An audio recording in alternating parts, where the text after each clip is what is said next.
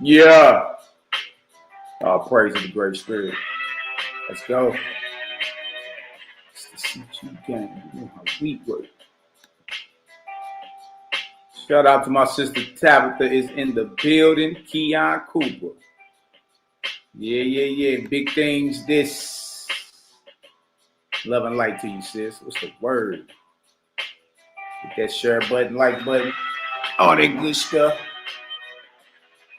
Let them know we pitching till they strike out. You know what I mean? Good to see everybody piling in. That's what we do. Gotta hit the like button, subscribe button, share button. All that good stuff in between. Got my brother in the building, the Cali today. Yeah. Love and light to y'all. You already know. In the building. CGG still cooking. Hey, Dre, tell them boys we pitching till they strike out. You know what I mean? No time for the funnies. Hey, Dre, share this in our groups. Out of Facebook messenger groups. I ain't get a chance to. It's the CG gang. You know how we word. Chief and this key in the building.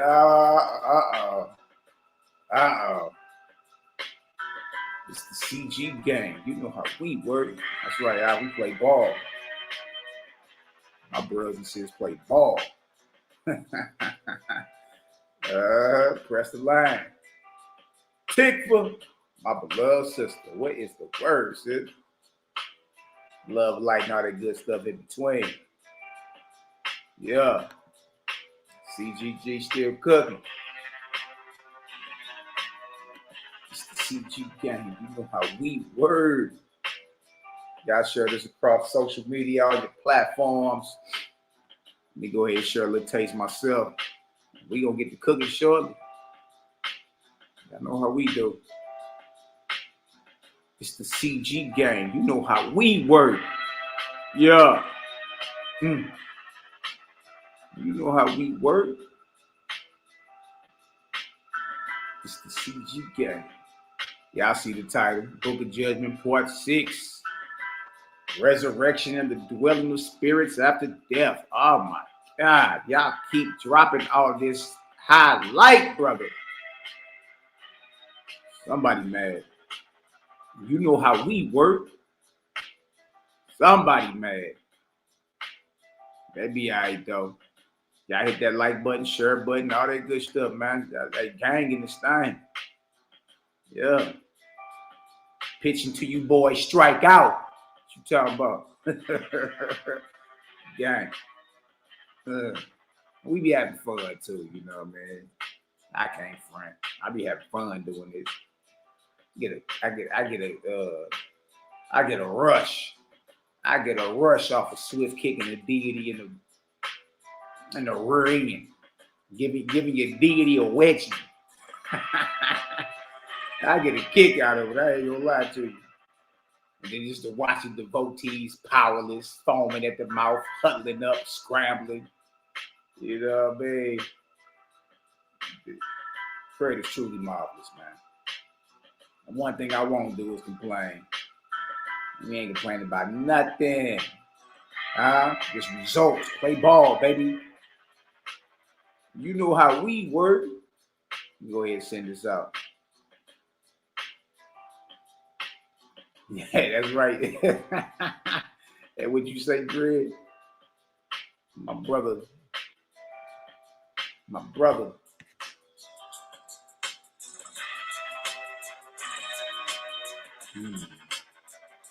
CGG is live, baby. Get that round one more time. We're gonna go ahead and get it cracking. I gotta share this out with a few folks. We got them in the Facebook Messenger groups already, so we good there. All right. Yeah, I need to share this over this way.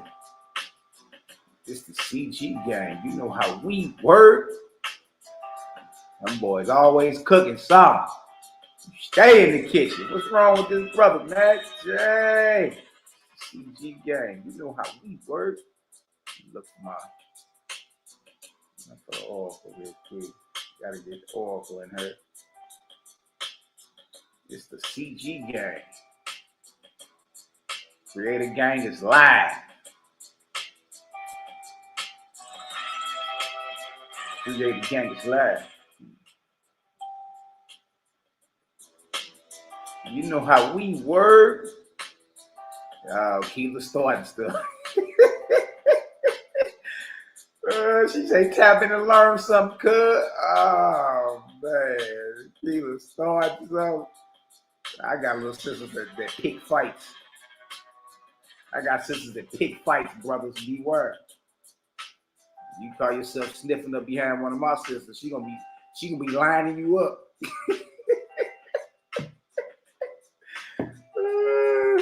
Now this nigga like me and shit. He over here sucking at the paps, sucking at the teats of a false god. I'm about to line him up.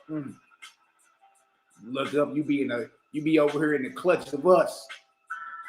We be over here just ping ponging your God all over the place. And it's because you like one of the sisters. Sisters gonna line one of you niggas up and shit. If you ain't, look, if your ideal about who you calling God don't line up with Creator, you call yourself like one of my sisters, they gonna line your ass up. They gonna line you right on up. Hey, bruh, like, dang, what's up, sis? Hey, man, this one cat, wop. Yeah, so I'm about to go ahead and, I'm about to patch him on in real quick. You know what I mean? I'm about to link him on in. You mind? Shit, put him on the phone. Line him right up. There you go over here, just tripping up how beautiful the sister is. Sisters in the gang line niggas up all the time.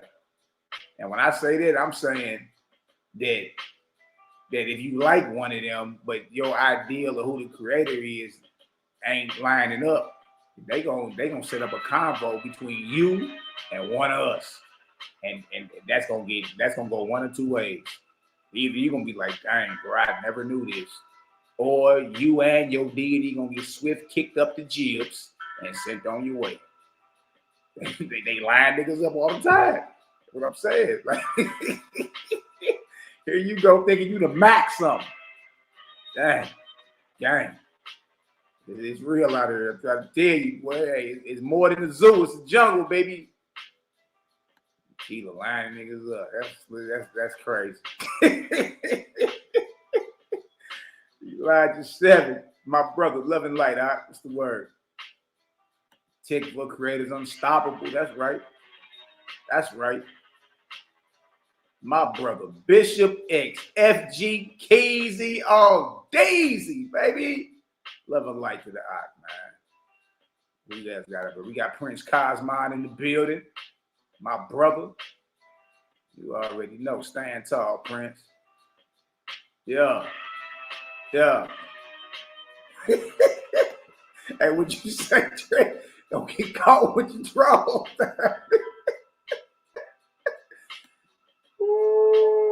I'm telling you, boy, the sisters line you right on up. You look up and you be caught and you be stuck in a vortex with one of us. Dang. Real spill this. Real ting. Dang,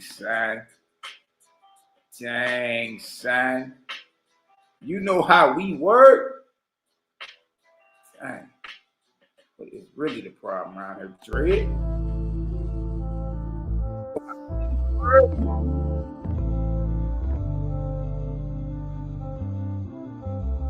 Praise Creator to make us sons, moans, and stars. The Almighty, always was, is, and never shall be. Oh, mighty and great Spirit, the mighty and great I am. All praises to the Creator, the God maker. There ain't nothing higher you saying off your lips. You prayer, brother. The Creator, God maker, forever present. So, man, it is truly an honor to be on the team with brothers and sisters, you know what I mean?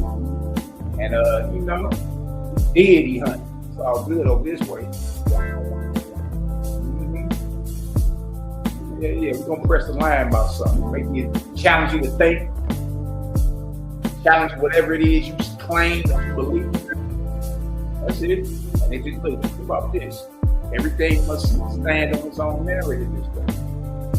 You know what Granny and them used to say back in the day? Every tub got to sit on its own bottom head. Yeah. God, you need to defend it. If it's absolute truth, hey, it's going to defend itself. Oh, did I say something wrong?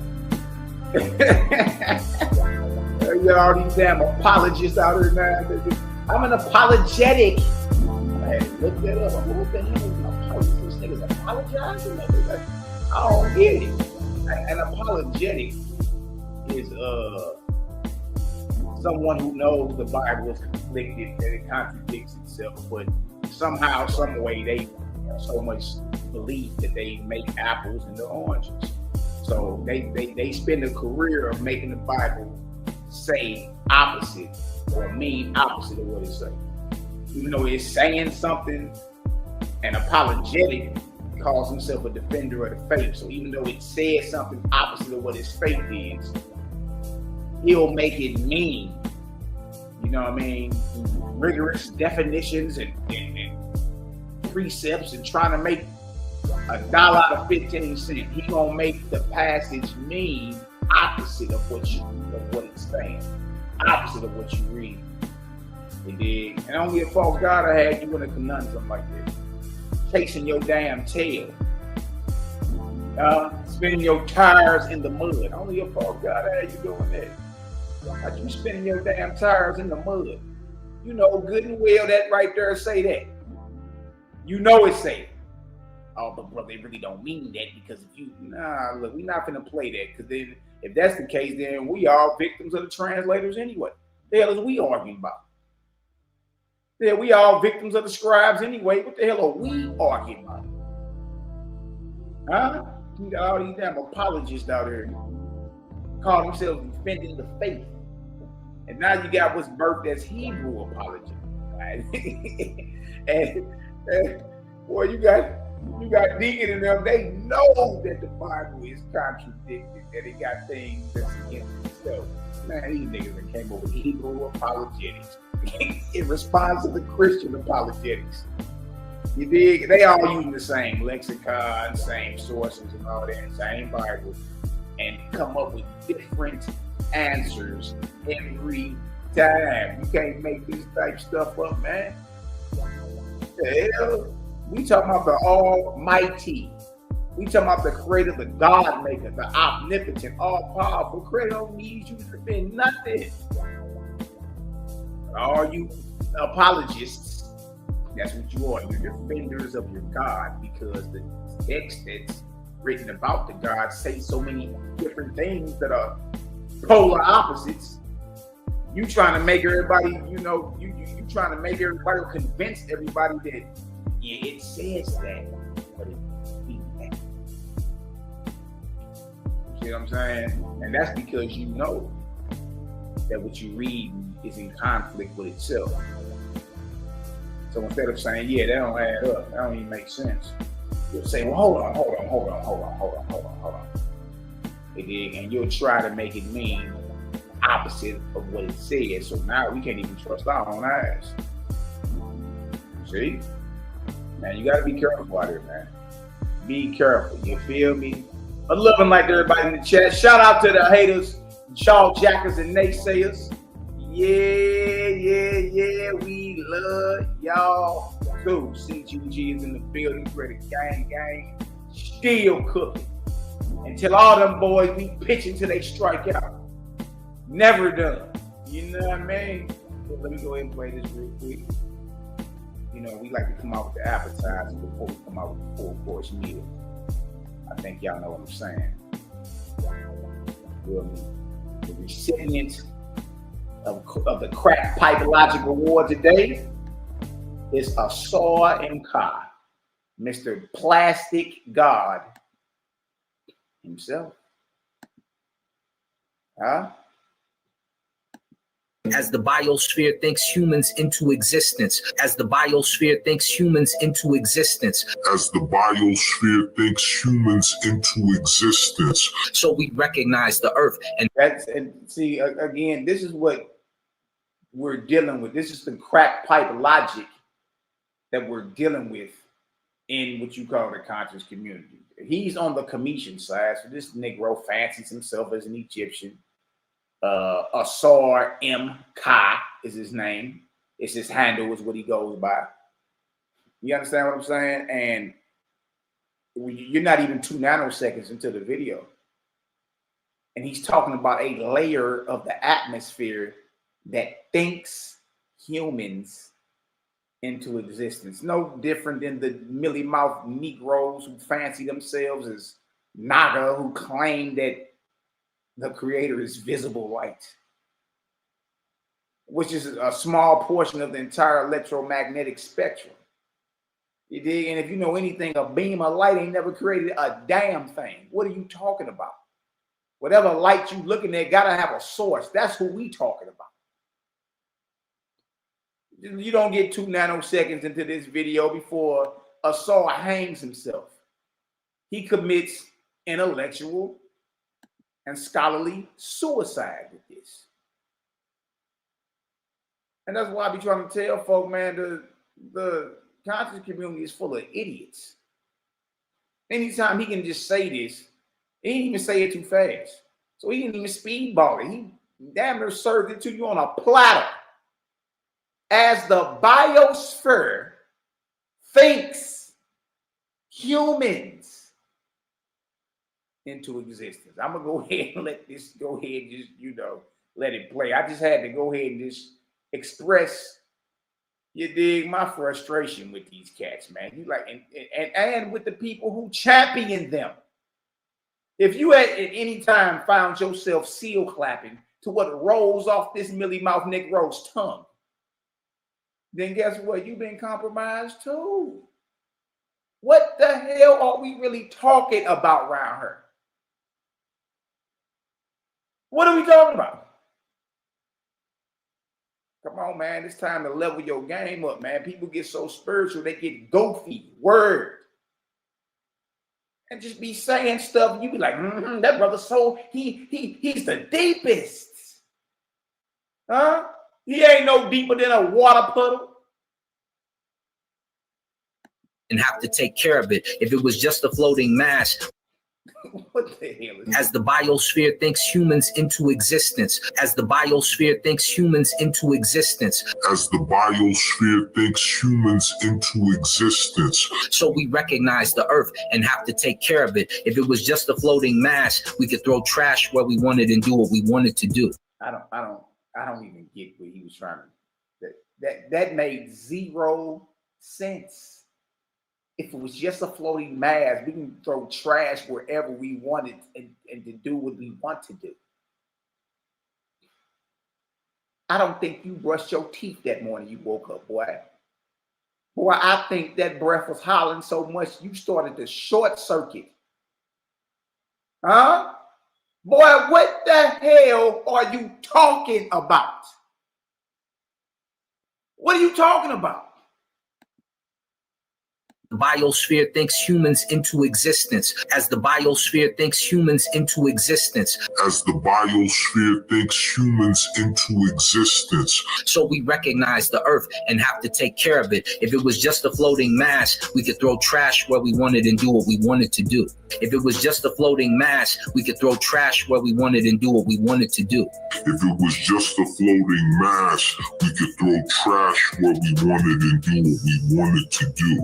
It is in the southeastern side behind Punt that this God exists. It is in the southeastern side behind Punt that this God exists. It is in the southeastern side behind Punt that this God exists. And Ra rises in the morning and they're explaining the sunrise and how it comes up in the night. The sunrise and how it comes up in the night. The sunrise and how it comes. That boy already said. That boy said, man, they got me laughing over it. He said that his God dwells behind Puntland, which is the Indian Ocean. Then he twists his mouth and say that the sun comes up at night.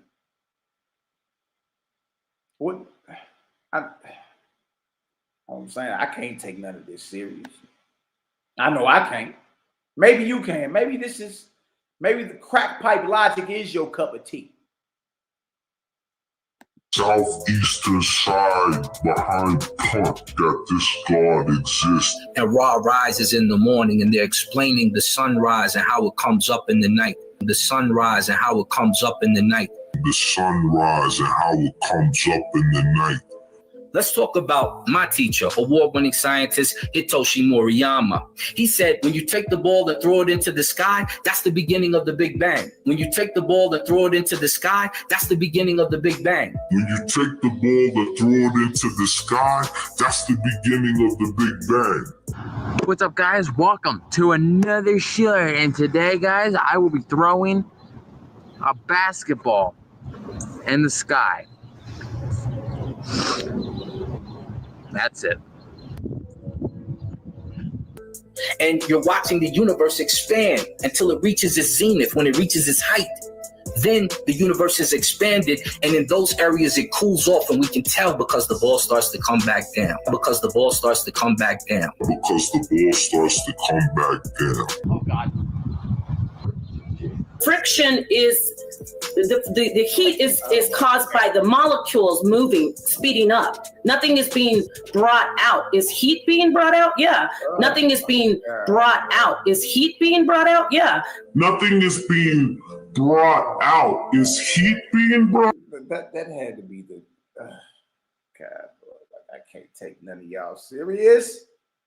You can't take nobody. Yeah.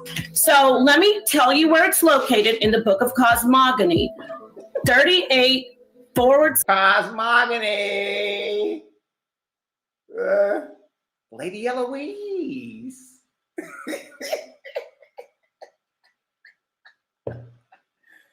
Oh, Lady Eloise. Marcus, darling.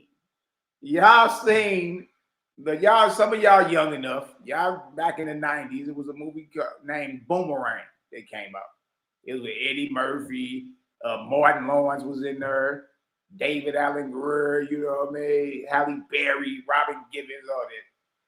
These cats was like, you know, execs in the marketing world or whatever. And they was marketing this brand called Strange. You dig? But it was supposedly owned by a lady named Lady Eloise. And she just was the face of it. She really didn't own anything or whatever. And dude ain't know. He was trying to get in good with it so he can get a promotion. Eddie Murphy.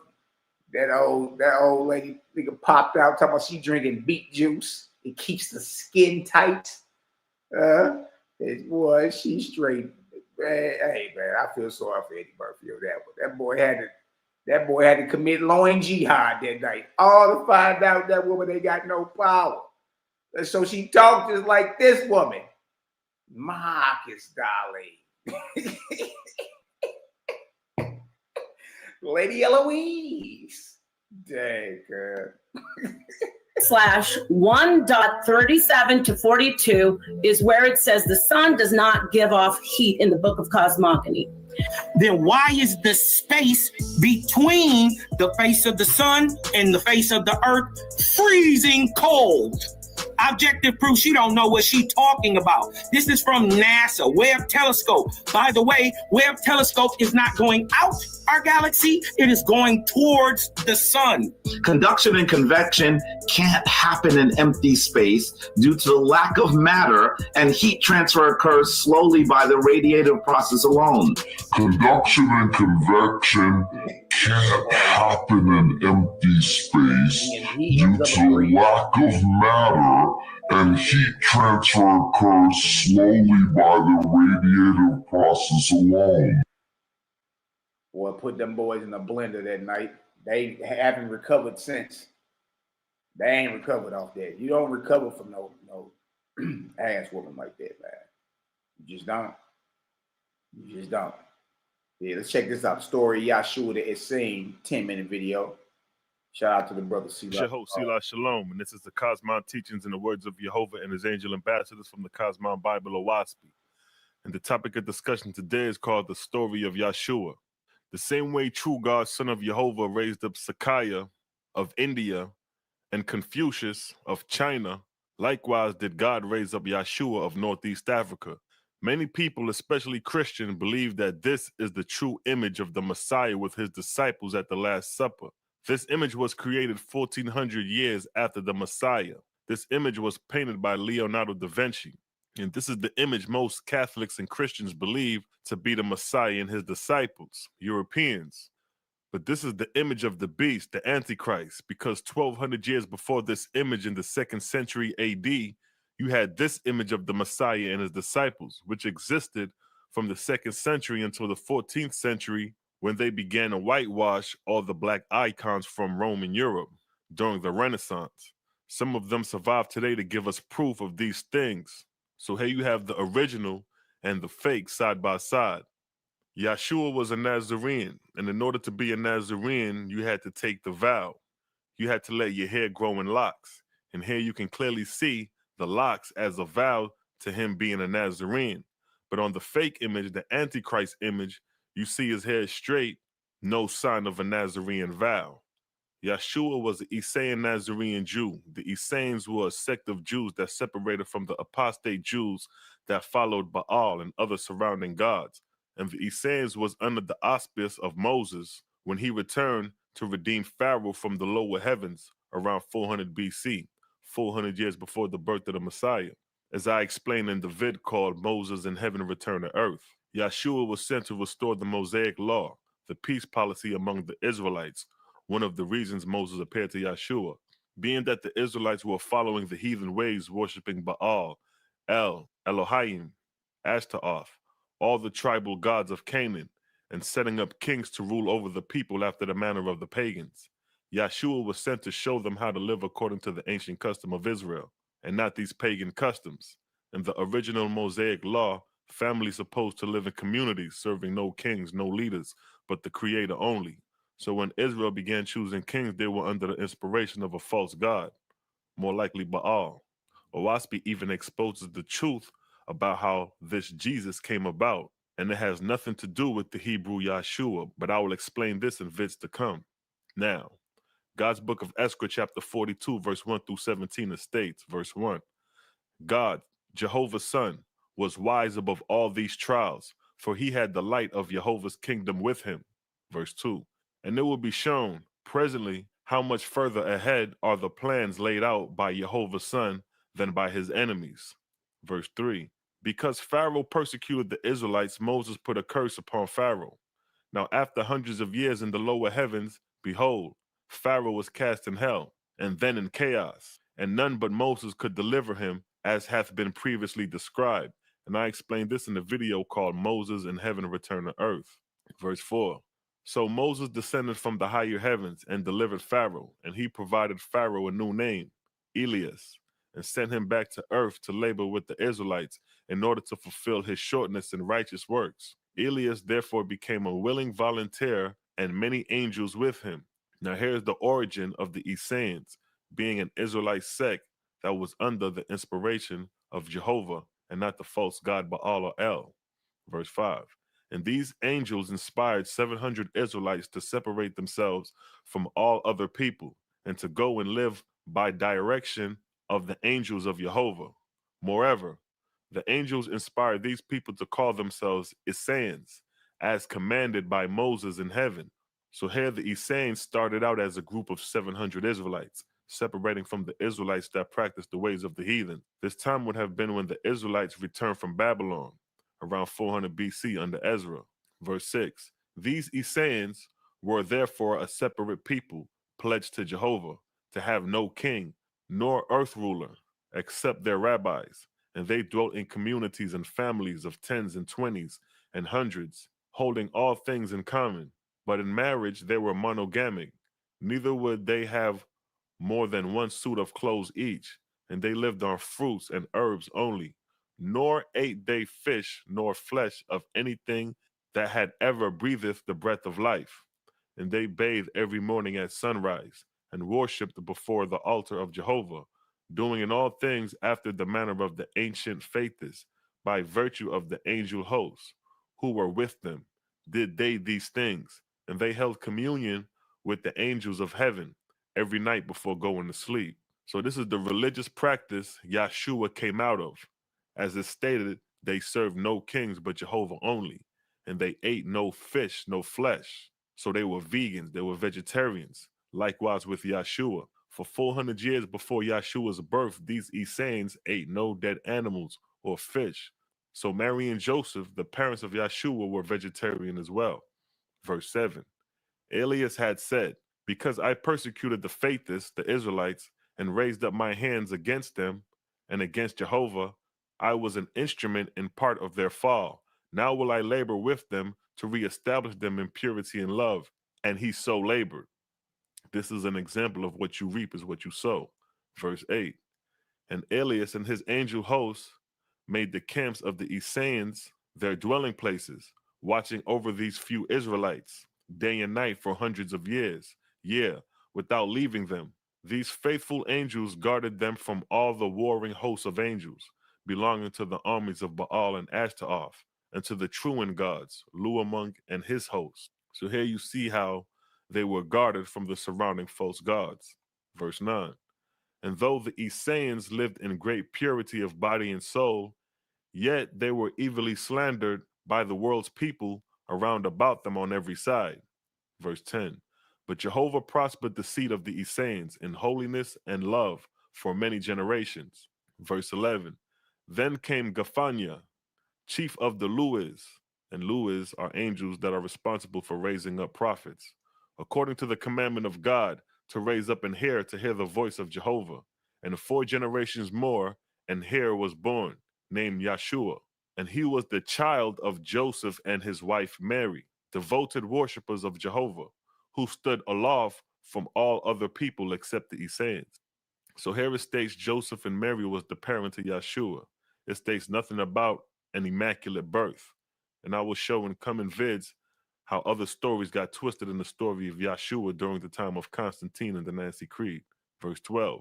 And because of the extreme youth of Mary, the child was of doubtful sex, whereupon the rabbi said the child was an Aisu, signifying neutral, just as the mother of Sakiah and Confucius were very young, likewise with Yeshua's mother, Mary. Just as Confucius was an Aisu born, likewise with Yeshua being an Aisu born. An Aisu signifies neutral, having no earthly desires, and in some cases signifying neither gender.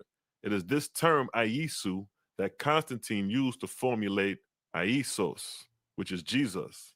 But I will explain this in vids to come. Now in Matthew chapter 2, verse 2, where it talks about a star being seen by the wise men and all the people, here's what that star really was. Verse 13. The time of the birth of the child was 3 days after the descent of a heavenly ship from the throne of God. And many of the Essenes looked up and beheld the star, and they felt the cold wind of the higher heavens fall upon the place and round about the tent where the child was born. And they said one to another, Jehovah remember us, or Emmanuel. So here it shows you that the star was a heavenly ship, a chariot from the throne of God to bear witness to the birth of Yeshua. Verse 14.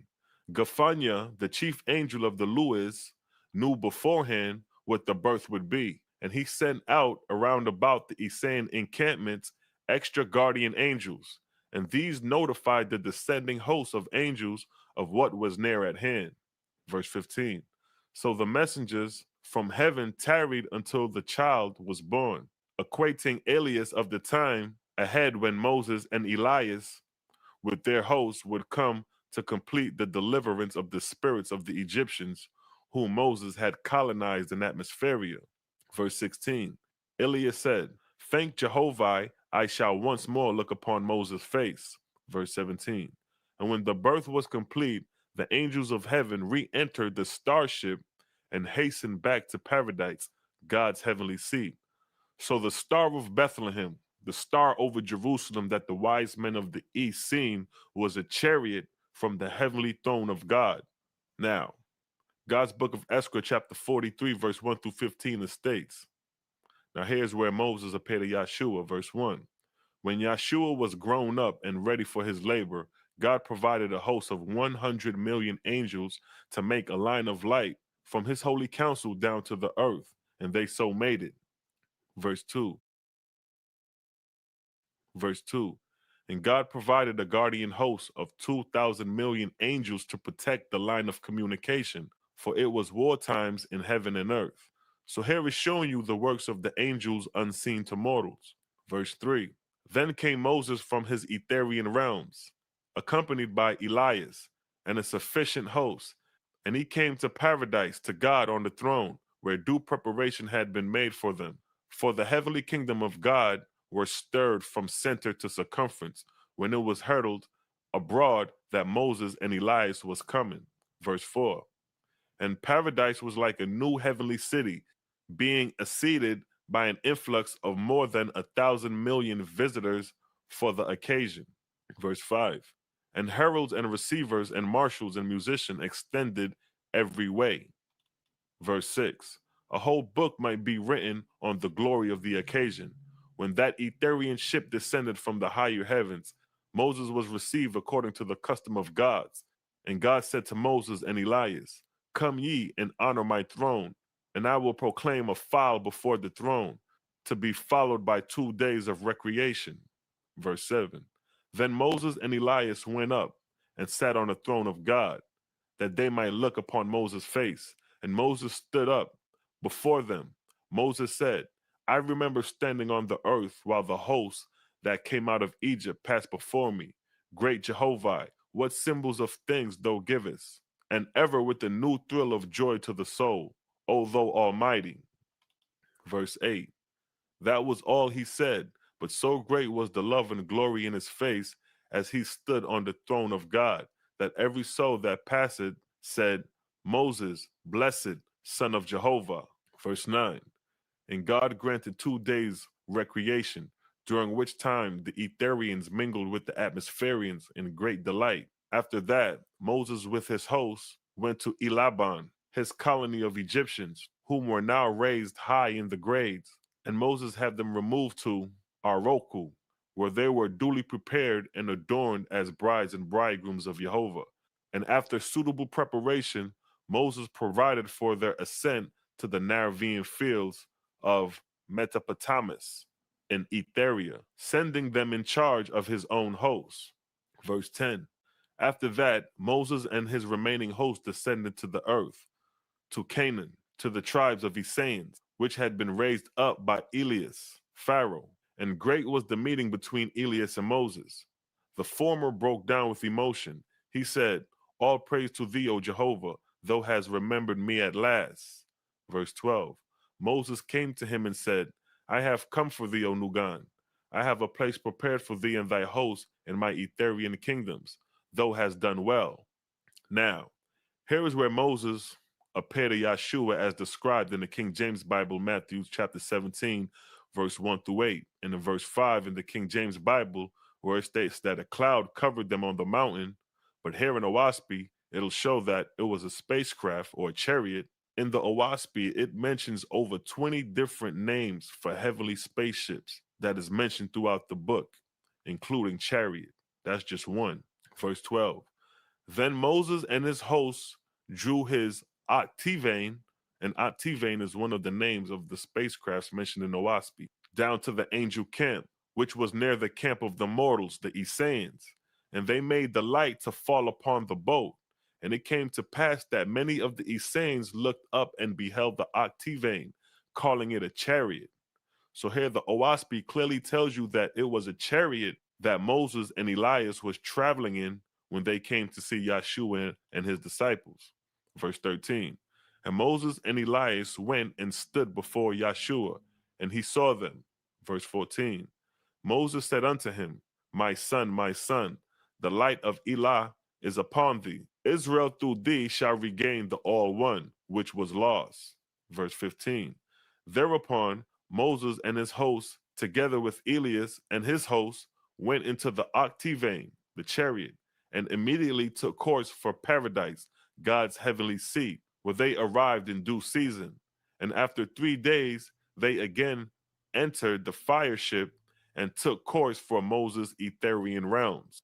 Now, chapter 44, verse 1 through 40 is the doctrine of Yeshua and his death. Verse 1, God said, "These were my doctrines as I taught through Yeshua." Verse 2, "Thou shalt keep the 10 commandments of Moses." Verse 3, "Thou shalt not engage in war, nor abate war."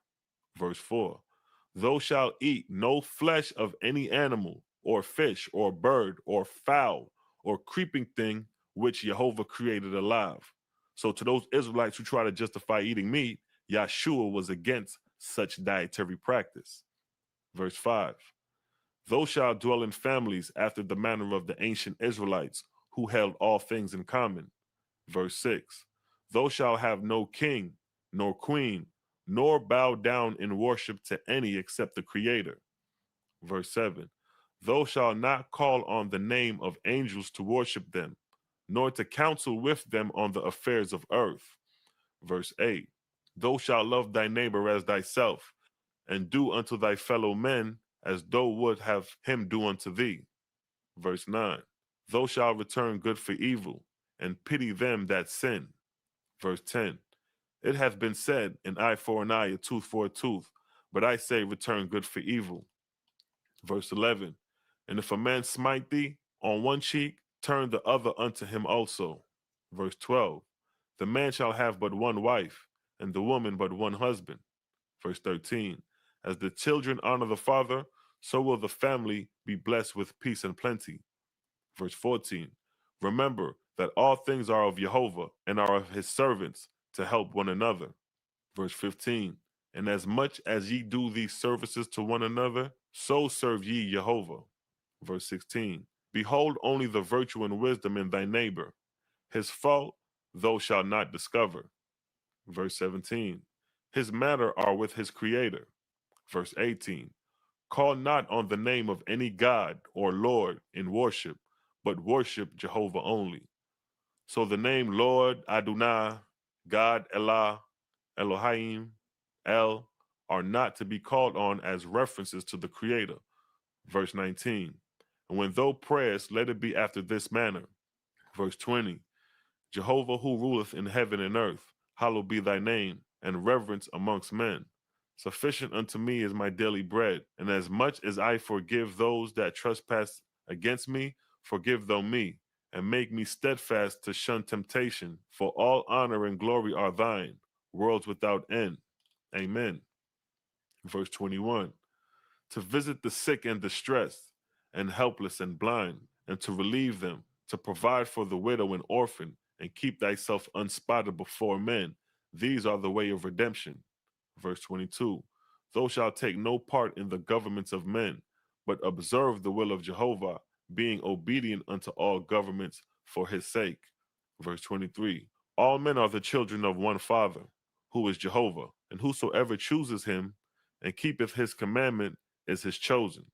Verse 24, "To preserve the seed of his chosen, thou shalt not wed but with the chosen." Verse 25, "Contend not with any man for opinion's sake, nor for any earthly thing." Verse 26, "And let thy speech be for others' joy, nor open not thy mouth if thy words will give pain." Verse 27, "Therefore be considerate of thy speech, teaching others by gentleness and love, to be respectful toward all men." Verse 28, "Preserve the sacred days of the rabbis, and the rites and ceremonies of Imeta Shavat," meaning order of Faithis.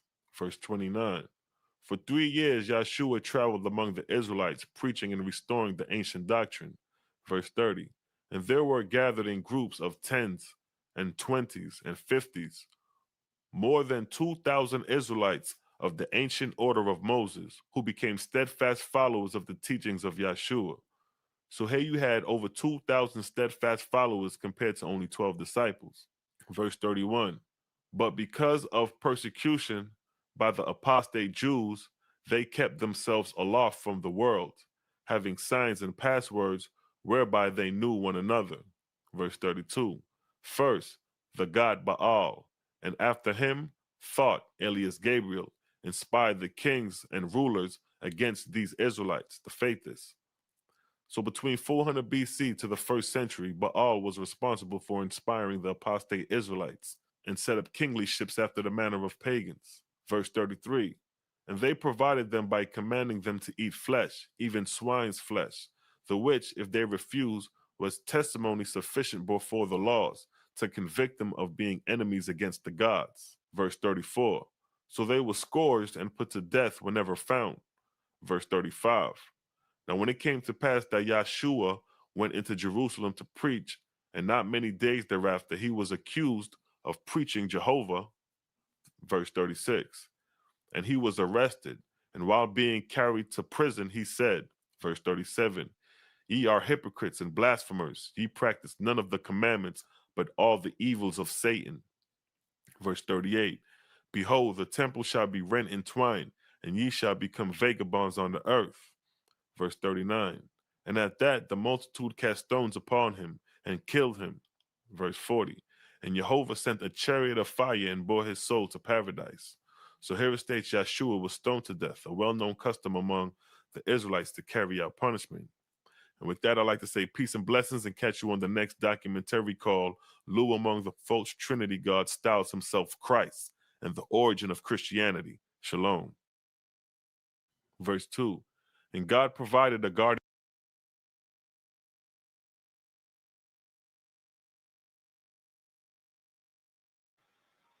Mic check, 1 2 1 2. Y'all spin a vortex if I could be heard, and if y'all got some understanding. Selah Shalom University. Shout out to Prince Cosmon. I like that. Yeah. That's Selah Shalom University right there. Playlist. Hey, go to his channel. Playlist. Hey, get you on a WASP, open up and get ready to get your mind blown. You feel me? And that's if you're trying to like really catch up and try to at least perceive where, you know, CGG is coming from. You did? So yeah, spit that vortex if I can be heard. You just got some understanding. My brother Selah Shalom. Selah Shalom University is in the building. Ooh-wee. Somebody gonna be mad. Y'all see the title though. Book of Judgment, Part 6, a resurrection and the dwelling of spirits after death. Good night. Man, I always come in with these topics. I'm tired of thinking. I'm tired of putting my beliefs, you dig, on the chopping block. I'm tired. Can I just do whatever you want to do? That's the beauty about what we talking. You feel me? You just responsible. That's it. You know, we be getting mad, you know. It's just what it is. We're going to go to the book of judgment, I spade.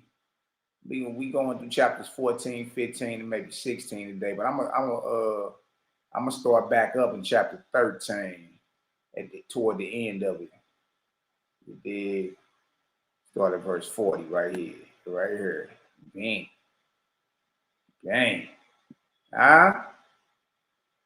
Right back at it. Yeah, y'all let them know CGG still cooking. What you mean? Pitching to them boys strike out. Yeah. All right, so we're in the book of Judgment, chapter 13. We're going to start at verse 40. Oh, man. Which includes the woe man, too. All right. Oh, man, if only you would put yourself in the way of your God. To put away the uncleanness of the body first, and the uncleanness of your spirit afterward. God let you know how he got to the status of God. God is a one-time man.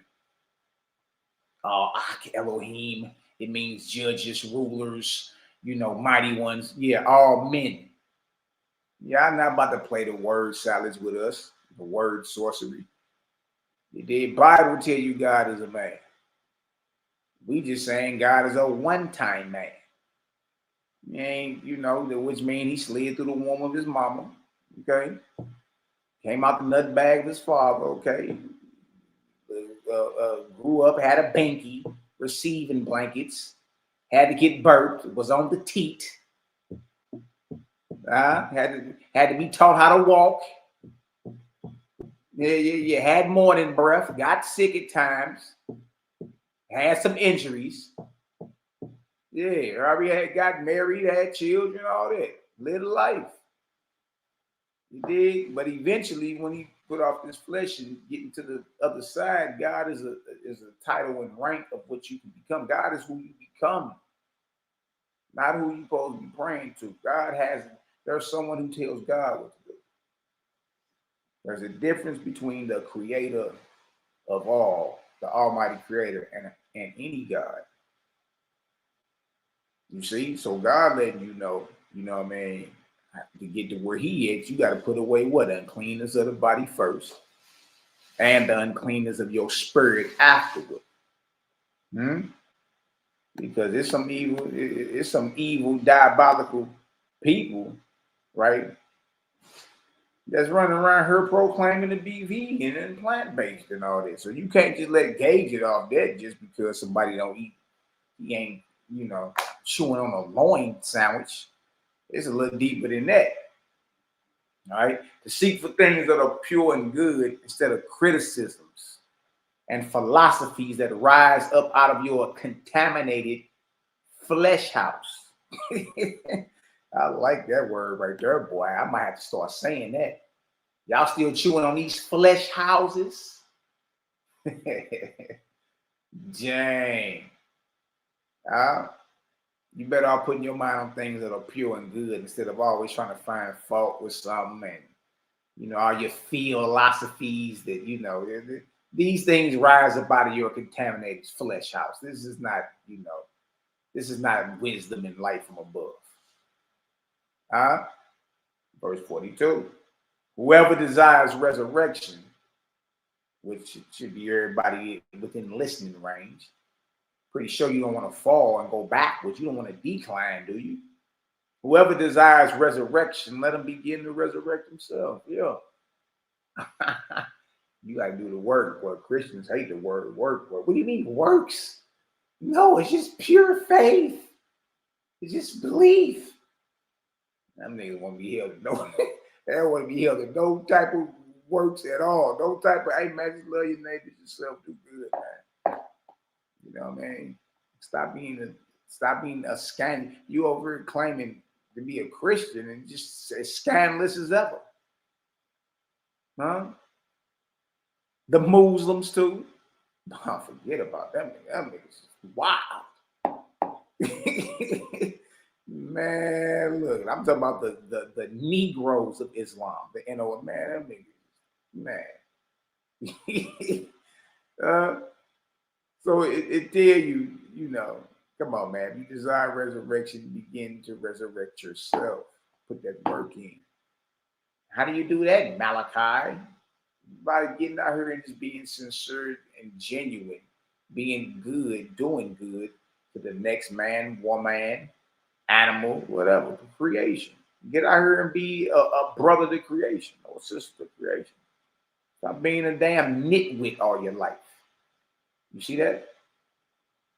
Always looking to get over, always looking to hustle somebody, always looking to make somebody else look bad, always in competition with the next man, woman. Ain't no brotherly or sisterly nothing. Like you all about you. Nah, put that work in. You desire resurrection, begin to resurrect yourself. Clean yourself up, man. You understand? Commit yourself to something higher than yourself. Stop being so damn self-centered all your life. Commit your mind to something higher.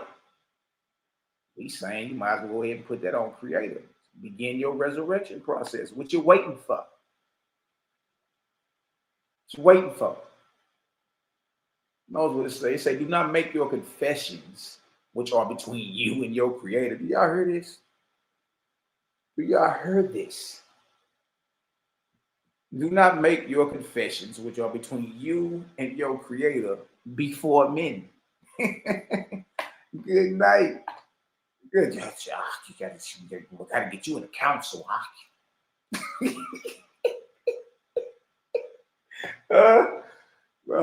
It's just to be counseling. Man, I remember that shit. Niggas was, man, I'm talking about damn near every day somebody be talking to. They're like, man, what, a plethora of demons invade you last night or something like what the hell going on? I'm talking about for any reason, too, man. It's counseling. I'm like, boy, what the hell you had going on last night? My sister be counseling, man. She burnt the eggs, man. I lost it. Like, what? Man, you gotta be careful. Talking about you out here offering consultations. Man, look, man. Hey, listen to me. Your people will talk your ear off and tell you all they business. I'm talking about every day. Nah. Can't trick me with that one no more. Man, I can't be knowing, sister, I can't be knowing that about you. You tripping. Bruh, I can't be knowing that about you. No.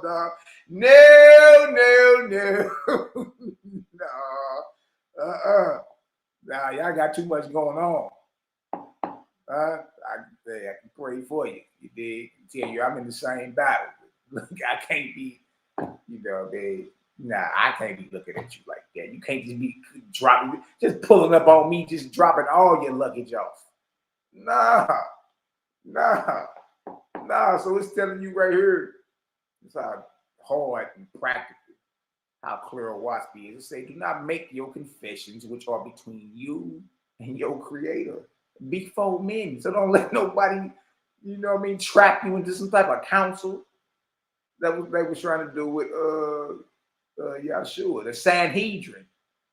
And you niggas, I'm not making no confessions before you niggas.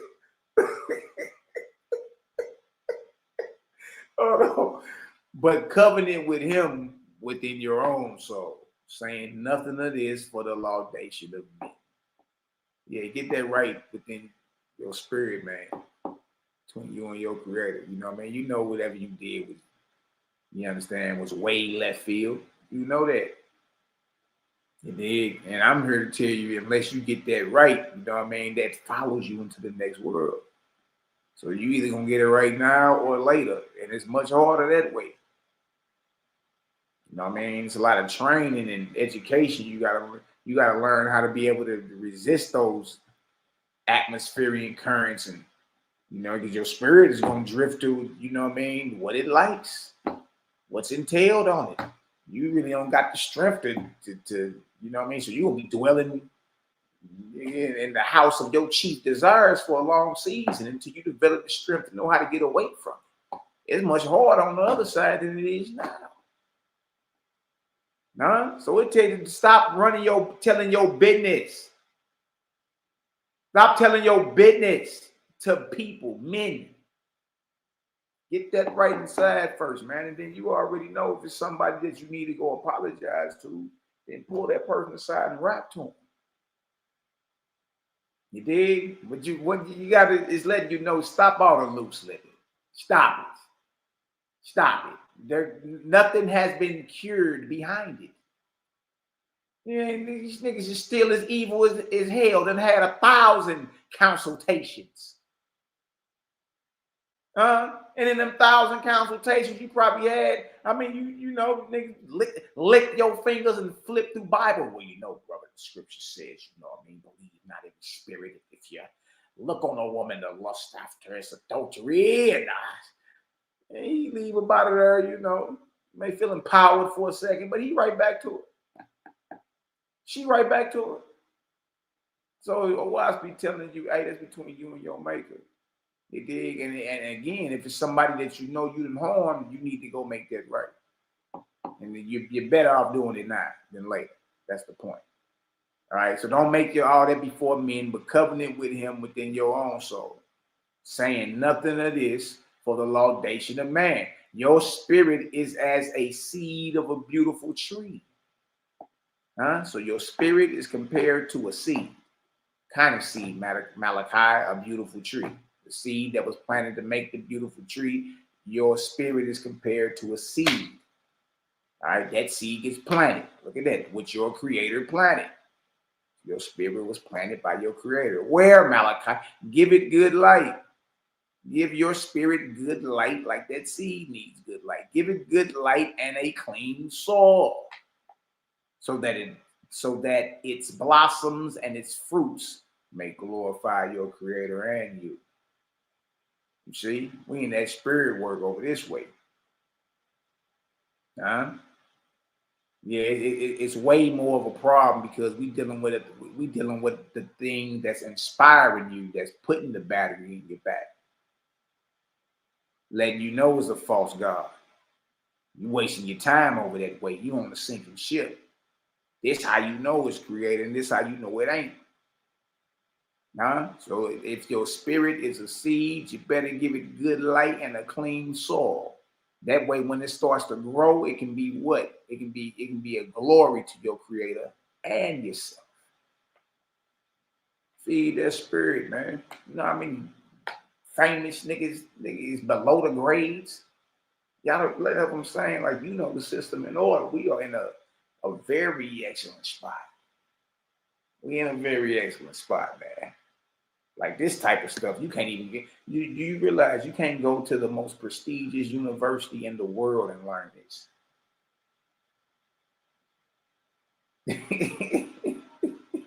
You can't even go. You can't even go to the most prestigious university, accredited university. Got professors on tenure and all that. Been around since the 1700s, 1800s. You can't even go to the most prestigious university in the earth and learn what you're learning right now. What that tell you? All this is backwards. And in the spirit world, the playing field is level. Can't no nigga pop up talking about he got racks on deck or nigga driving an SRT or that, man. All that's irrelevant. All that's irrelevant over this way. It's a no-fly zone. You can't even pop up arguing about your God or your Savior. Nah. You can't even endure the light of the Creator's kingdom. Everything's backwards. Huh? So it's telling you, like, look, go ahead and, feed that spirit, man. Give it good light and good soil. Huh? Look at this. Such is the resurrection of the spirit of men. Such is the resurrection of the spirit of men. Do not wait for a savior to save you. Do not wait for a savior to save you, nor depend on words or prayers. Good night. No one listening to good sermons. Good night. Flattering yourself that you have done well. But begin to say yourself, and trip about this, y'all. That's the totality of somebody's spiritual life today. They waiting on someone to save them, and they depend on somebody to pray for them. And they depend on somebody to read the Bible to them. They go to church on Sunday and listen to a sermon. That's the totality of the majority of the people in this world, especially those that's up under the Roman Catholic or the Christian brother. That's the totality of their spirit life right there. They wait on a savior to save them, right? They depended on another one's words and prayers. They depended on the pastor to read the Bible for them so he can preach a good sermon. Yes, Lord. That's the totality of your grandmama and them spiritual life. That's it. Flattering yourself that you have done well. That ain't even no work you doing. How is you working? But begin to say yourself, how, Malachi? Look, right here. There's so much distaste on your mouth. All you got to do is just slow down and read. That's it. By purifying your flesh, by purifying your thoughts, and by the practice of good works done to others with all your wisdom, love, and strength. That's how. That's how you begin your resurrection process. That's how you begin to save yourself. what we just read before this makes you lazy. You wasting around waiting for someone to save you. You waiting on somebody else's words and prayers. You waiting for pastor to preach a good sermon. And in your mind, you think you live the saved life. This is what saved folk do. You ain't lifted a finger. And doctrine make you weak, lazy, shiftless. Huh? Begin to save yourself. How? By purifying your flesh, by purifying your thoughts, and by the practice of good works done to others with all your wisdom, love, and strength. Practical and simple. For through these only is there any resurrection for you. For through these only is there any resurrection for you. Either in this world or the next. Headshot, boy. Ooh, wait, oh, wait. If you get some understanding, man, drop a 12,000 in the chat for your brother, man. Dang, CGG still cooking. You have to take like a little break. Like, man, let me process what I just read. Hey, Prince, I don't know about you, bro, but man, I be reading that sometimes. I be having to take a step away for a second to process. So that's what I'm about to do. I'm going to share the book with y'all. Darkness of Determination, the practical guide on conquering depression and trauma by yours truly, your little brother, Malaki Macabee. Put up early this year, February, is on Amazon, or you can get it directly through me. You know what I mean? Easy money.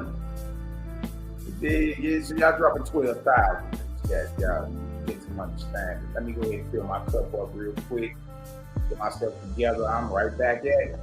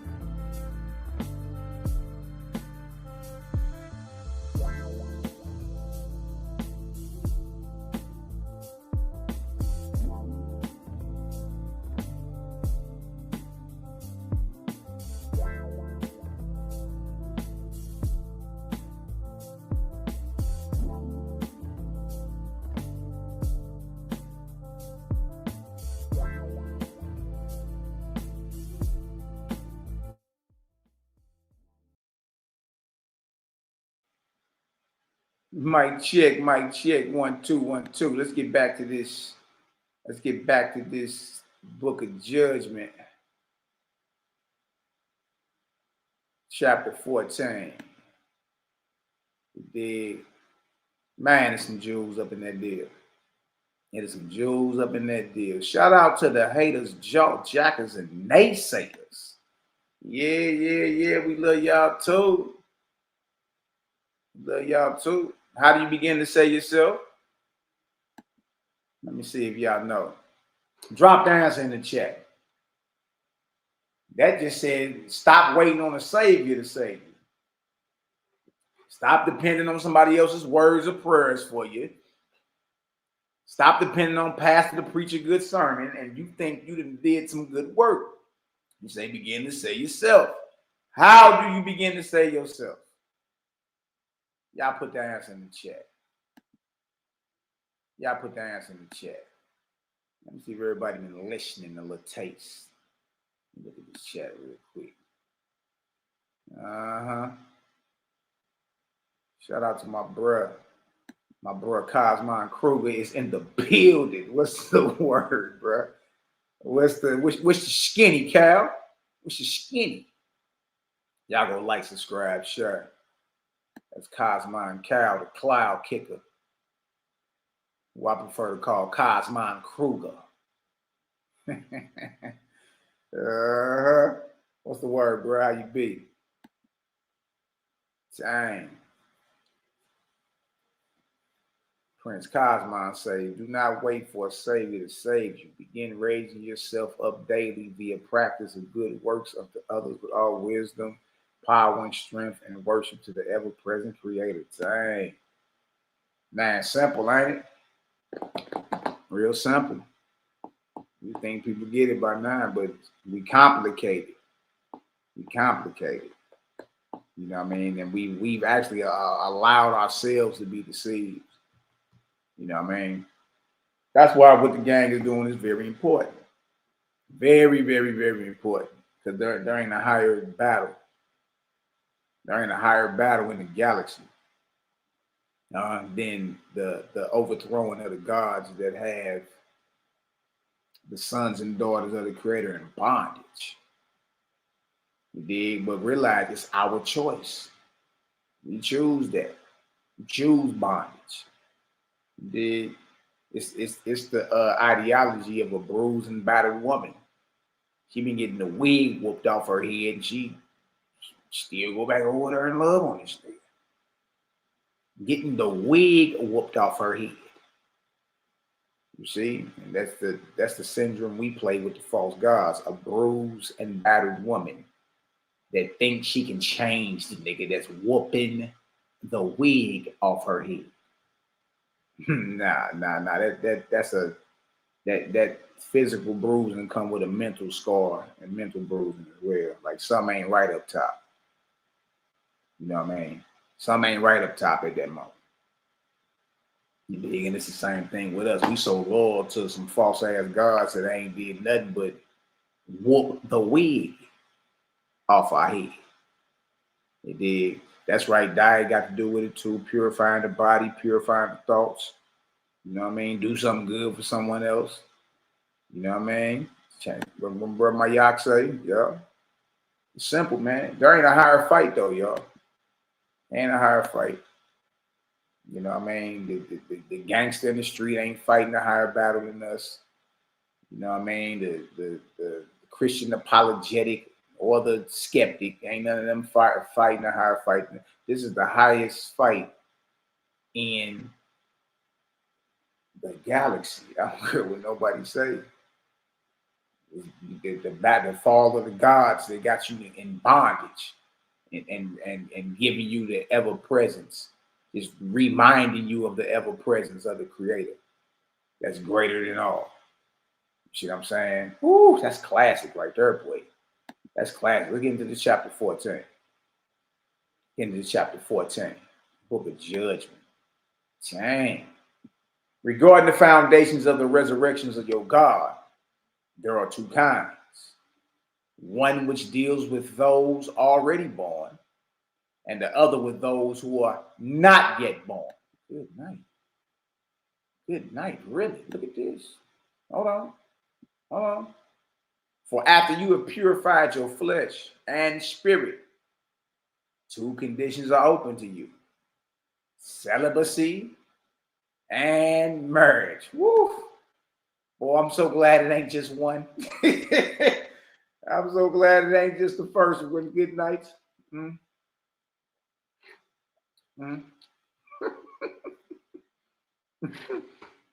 Boy, no more loin warfare. I know that's, eventually, I'm pretty sure as you get older in life, the most you can hope for is a kiss and a cup of joe, a cup of coffee. As you get up in your 80s and 90s, you might get you a little kiss and a cup of coffee, a little scalp rub or something. That's about it. But I'm talking about as a young boy, though, like, what you mean?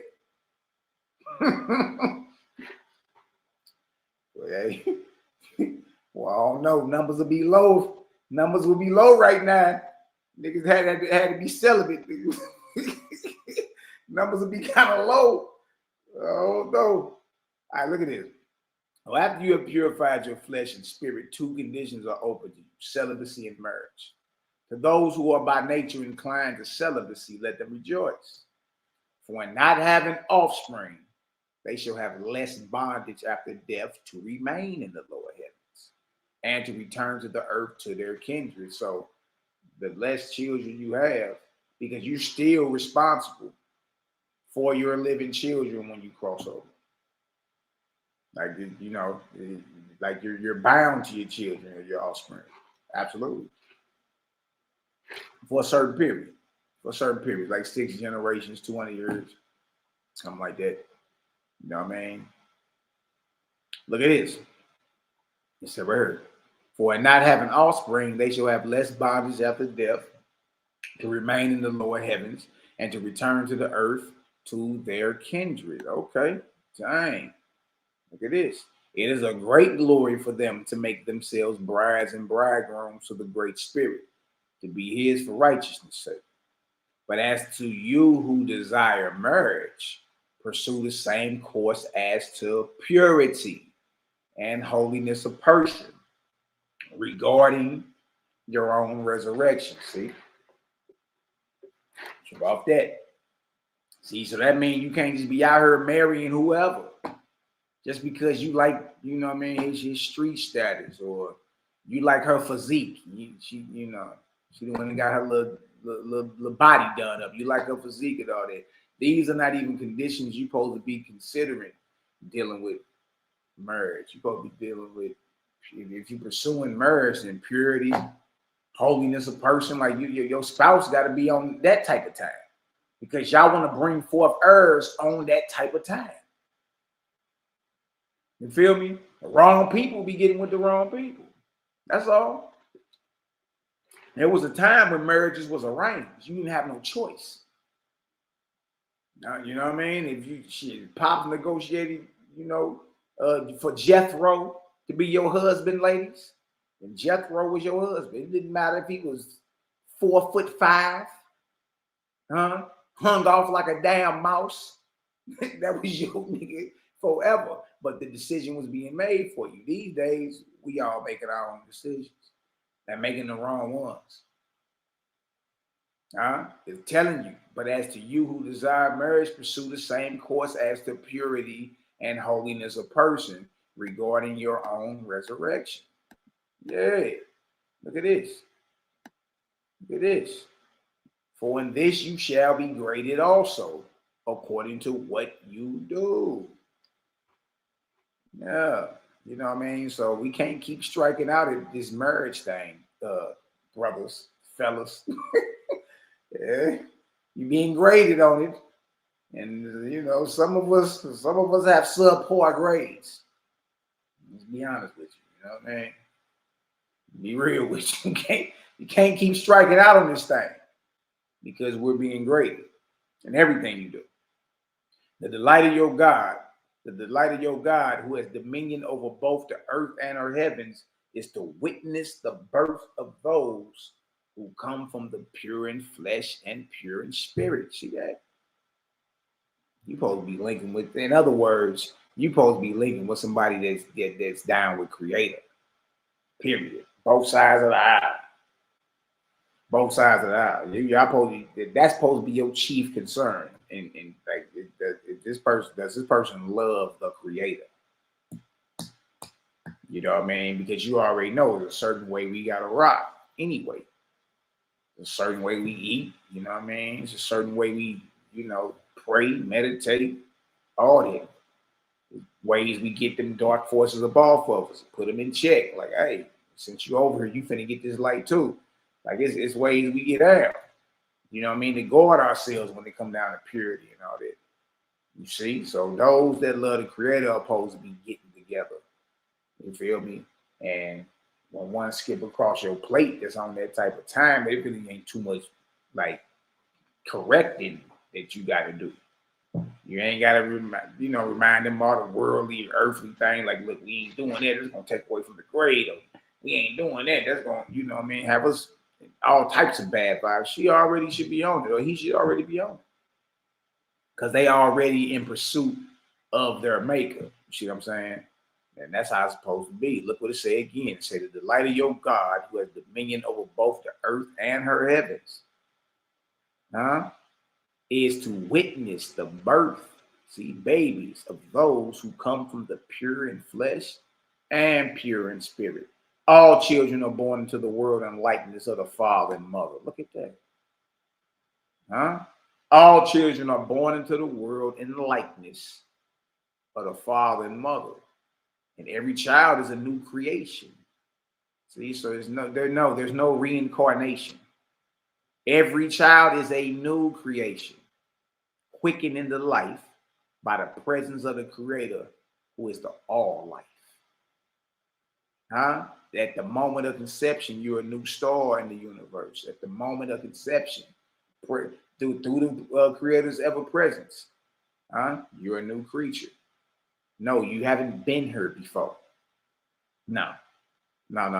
Those, what you mimicking and what you imitate is based off the spirits of the dead. That's the type of time they was on. And these spirits of the dead are not high-raised spirits. They're still wandering spirits on the earth who inspire you. You don't know no difference. You know, there's high-raised angel and these low wandering spirits who've been lingering the past couple hundred years. You don't know nothing about it. If you are pure in flesh, your child shall be pure. And if you are pure in spirit, your child shall be pure in spirit. You see that? What's up? You want some milk? But you gotta put that down first. Put it down. I'm overdoing my thing, little joker. Little joker me over, man. Are you gonna drink my whole thing? No, you can't have my whole cup. What is you doing, man? All right. Oh no, let me get myself. Okay, Jeremiah. Little joker. Handle your business. I got another apple for you in a minute. All right, say right here. Man, y'all little nephew, y'all gonna have to get this little joker. You be wild. Now watch this. It say, if you are pure in flesh, your child shall be pure. If you are pure in spirit, your child shall be pure in spirit. If you are a flesh eater, here we go with this. All right, but hey, we talking about being pure in flesh and spirit, right? And we talking about passing down these same traits to our children, right? That's what we talking about. This is what you need to be then. You know what I mean? Especially if you're in the mindset of baby fevers, still want babies and all that, sisters and all that. A lot of it got to do with the purity of the body and the purity of the spirit. A lot of it do. You know what I mean? Look at this. If you are a flesh eater, a drinker of strong drink, and a user of narcotics, your child shall come forth with your contaminations upon it. What do you mean narcotics, Malachi? Right here. Narcotics here. See, we ain't got to lick fingers and try to figure out what's going on. Narcotics here means any intoxicating or addictive substance, which includes stimulants, depressants, euphorics, hallucinogens. Is that how you say that, Keela? Hallucinogens and exhilarants. Boy, that's about it. Well, that's everything that's going on today in a nutshell, ain't it? All wrapped up in one. But notice what it says. Your child will come forth with contaminations upon it. See? See, the onus or the responsibility is on us. You can't blame nobody for that. It's on us. Dang. Now look at this. Consider then what your grade shall be, which shall be according to your heirs, as to their grade in the place where they are born, as to whether you surround the world with progeny lower in grade, or lift up the world by progeny or children of an exalted grade. See, that should be our aim. We out here still, especially if you're still active, knocking hip bones loose. Then you should be aiming to fill or surround the world with children of an exalted grade. You know what I mean? And it's right here. Look at this. Look at this. It said right here, be wise in the selection of your partner. But remember, it's on you. These ain't forced marriages. It's all on you. So look, be wise. Think logical. You know what I mean? It say be wise in the selection of your partner as to purity and righteousness. But do not be deceived by those who merely do not eat flesh. There it goes. For the purification of the corporeal, the physical body, is only half of the matter. Look for one who is pure in spirit. Dang, giving you game, boy. Huh? You remember, you can't even go to a university and learn this. The top prestigious university in the earth, you can't even go to and learn it. It's just giving you game on what you need to do. Exposing the deities everywhere. Dang. Yeah. Whoever is pure in the flesh and in spirit shall bring forth heirs to resurrection, which shall be little or no bondage to the spirit after death. But whoever marries for the earth only shall bring forth heirs of bondage and how the hell do you say that? Profligacy. I'm not even going to attempt, but it means lack of moderation. All right. Kila, you say that. You a cow, no. Profligacy. Profligacy.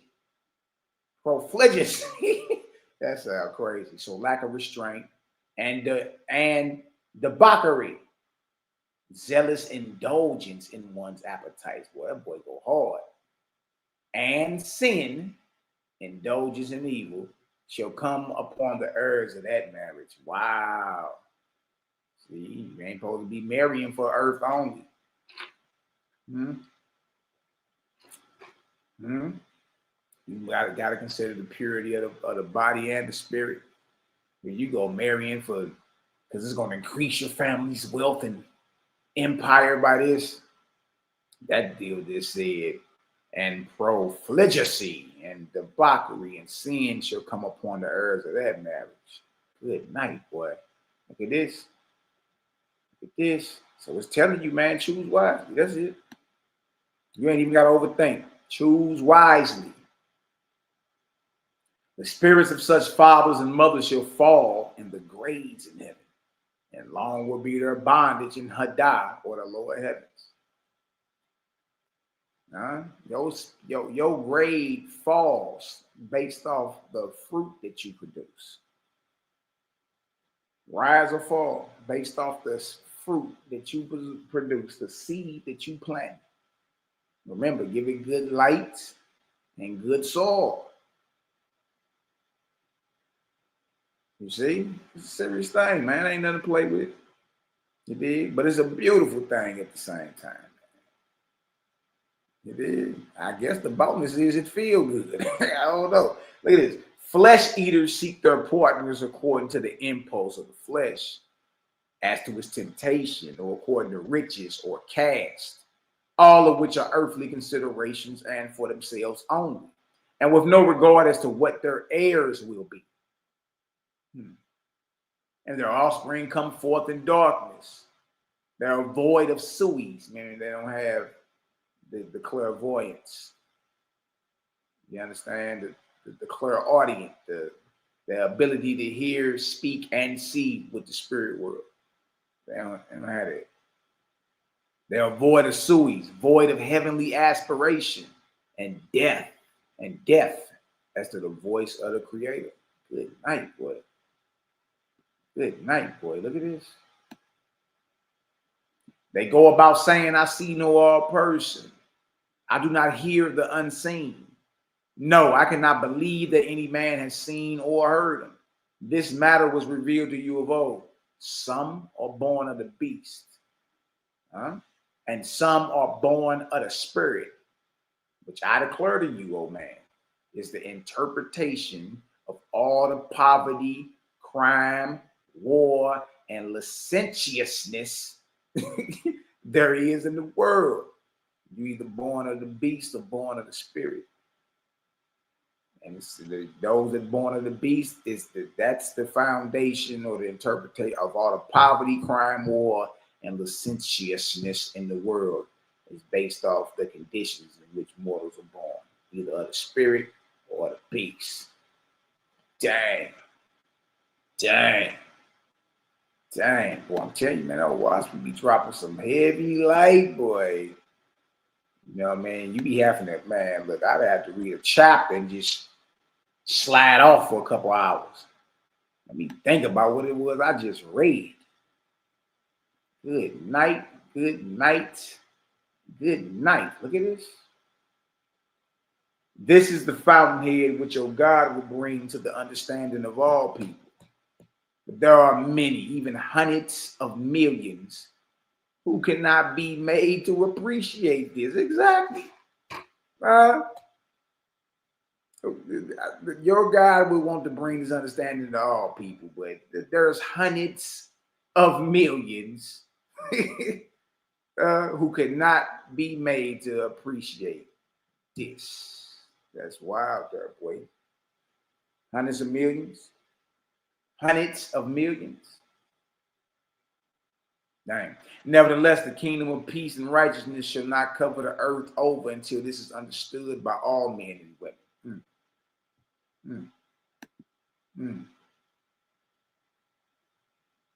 All right, now look at this. Let you know the condition of the earth is on us. We spilled it. We got to clean it up. Enough of blaming everybody for your problems, even God or the devil. Whoever understands this, let him weigh it accordingly, and let such people be as societies to themselves. In this day, no mark of circumcision is required, but men and women shall converse on the ways of the Creator understanding. There's ain't no mark of circumcision even required. Most of us has been circumcised, weren't even circumcised on the 8th day. Stop it. You got your cut, but you wasn't cut according to, it say 8th day. Hell, they be in the hospital cut niggas that day. Next day. They're saying right now, in this day, no mark. In current time, no mark of circumcision is required. But this is what is required. But men and women shall converse on the ways of the Creator understanding. That's what we're supposed to be doing amongst ourselves, amongst our children. You know what I mean? Yeah, you look at Almighty Creator, the joke took off. You know, ran up the wall, swinging from the ceiling fan. Hey, what did you do? Man, I'm telling you, off the chain. And when you have children born to you, you shall consider the place of your habitation as the temptation more than your dominion over them. So we are always supposed to be looking to put our children in the safest surroundings, shouldn't we? That's what they're saying. Consider more of where you raising them at than, I'm the parent, I'm the, your dominion over them. To dwell in the city which is full of iniquity, you shall be a tyrant over your heirs, restraining them from liberty in order to keep them from vice.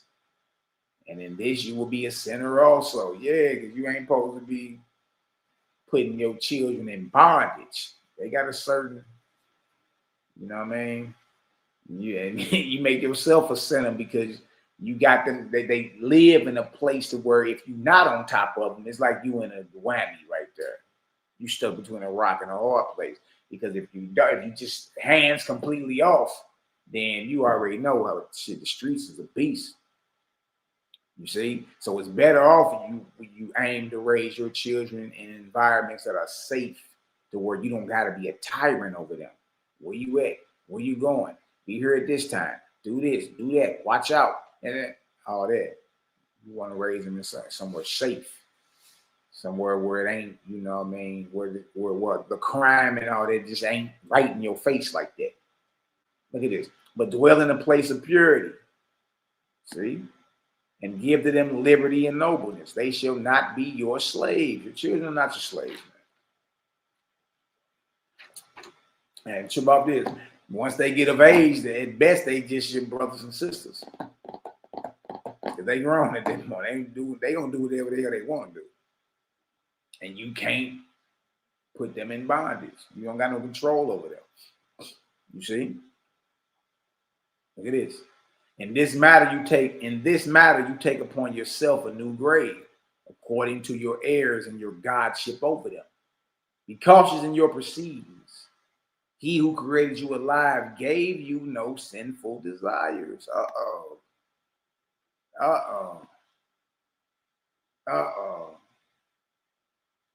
That's something we all got to remember. You got liberty and all that, but be cautious in how you move and out there, man. He who created you alive, your creator, he didn't give you any sinful desires. So if you got hot loins, boy, you know what I mean?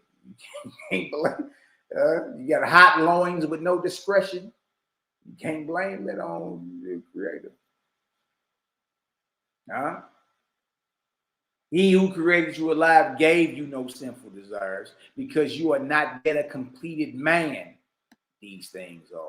Good night. You're not perfected yet.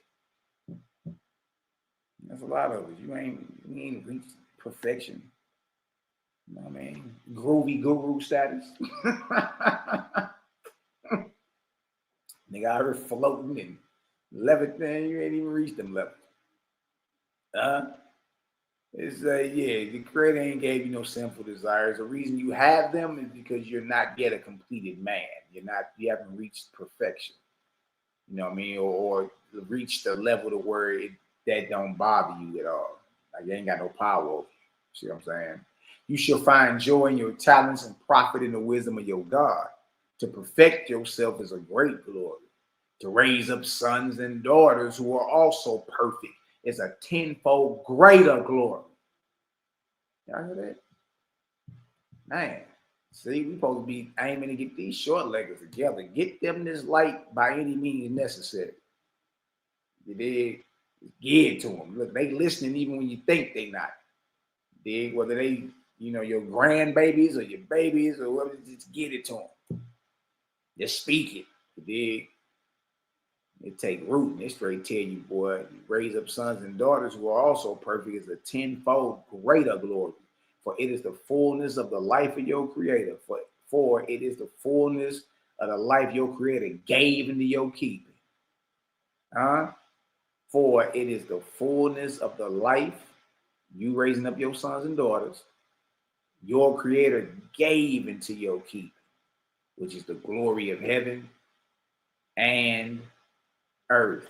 Good night, boy. Man, if that old watch be hitting like steel, y'all drop a 10,000 in the chat, man. CGG still cooking. Y'all know how we cook. Yeah. That deal hitting like steel around this deal, man. Excellent game on, pursuing a marriage partner and all that. And having children.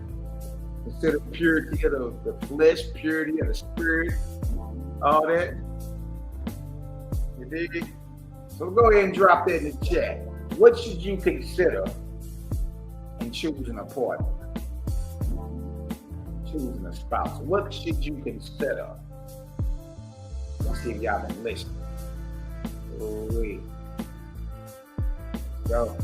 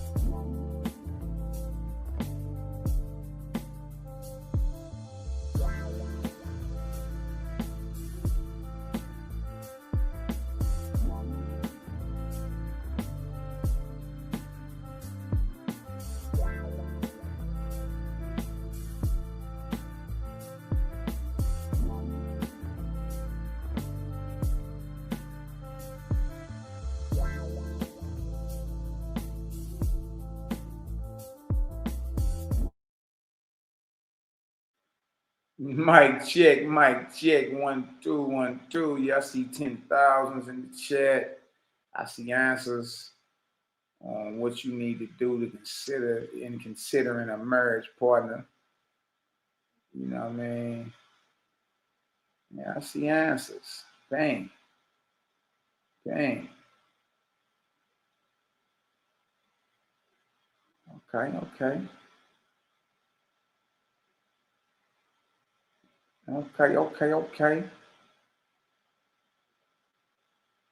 Man, y'all in the chat, get it. One of the orders of Yah, peace and love to thou. Now let's get into chapter 15.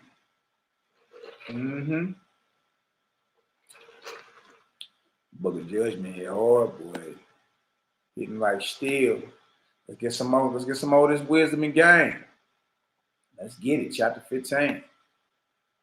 All right, it says, of the abundance of your creator's creations, be appalled, oh man. Boy, y'all still thinking it's just the earth? Oh, even just within the earth itself. And that's just, man, just stop it, man. That deal say, be appalled. Boy, God telling you, hey, man, look, I don't even think you get it yet, young scrap. Hey, little joker, I don't even think you understand how real this get. You should be appalled. What's that word they used to use back in the day? Flabbergasted.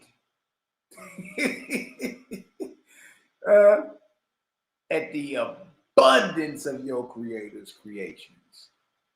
And I'm here to y'all with something. He's still creating. He never stopped. Dang. Consider the inhabitants of the whole earth. And the number of 1 billion brought into life every how many years?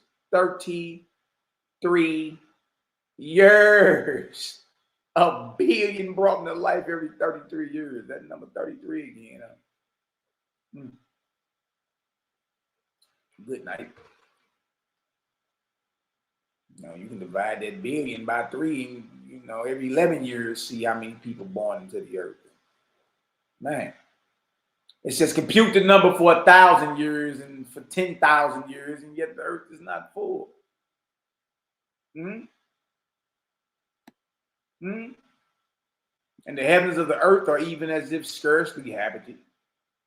There are thousands of plateaus with no angels to dwell on them. What? The heavens of the earth is the atmosphere. And it's saying there's thousands of plateaus within the earth's atmosphere and all its different layers. Like how are all these people born into the world every 33 years? Let alone how many people die and become spirits and cross over. And it's saying like the earth is never full, nor are the heavens ever full. They're never filled to capacity. Now what's going on then?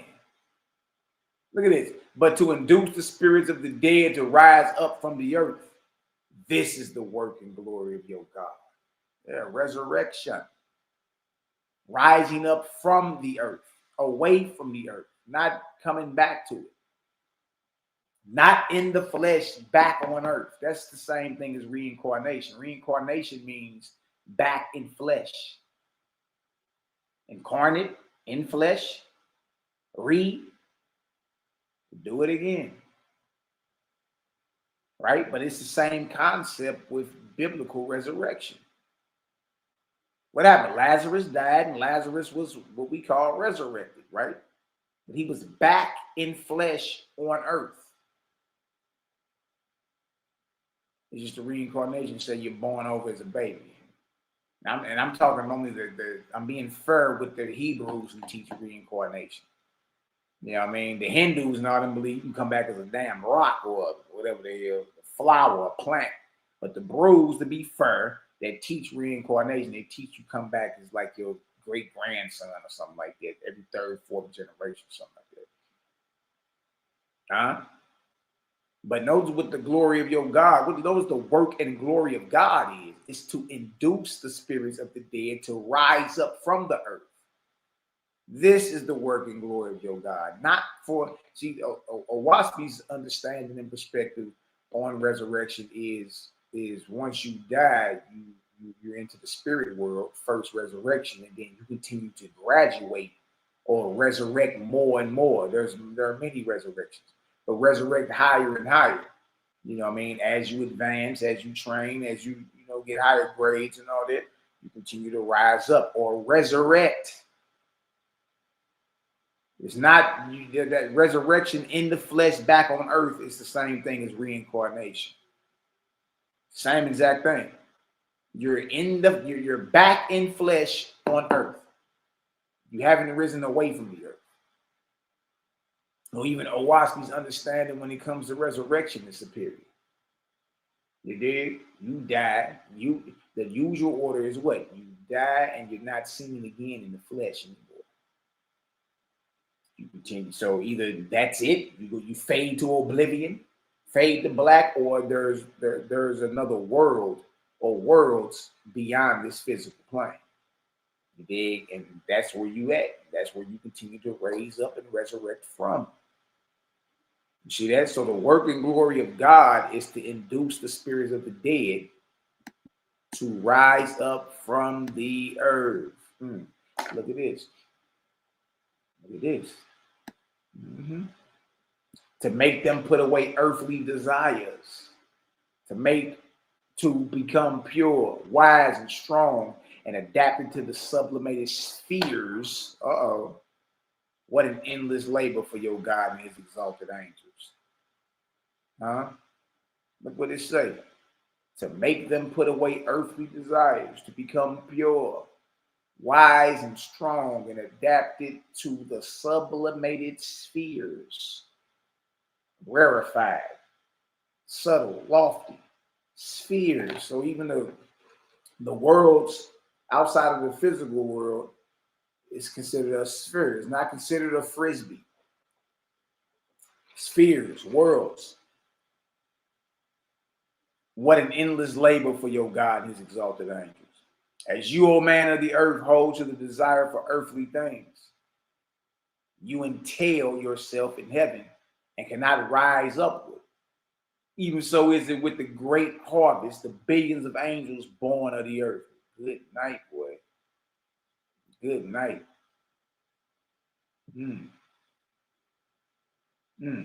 As you, O man of the earth, hold to the desire for earthly things, you entail or enchain, encompass yourself, surround yourself in heaven and cannot rise upward.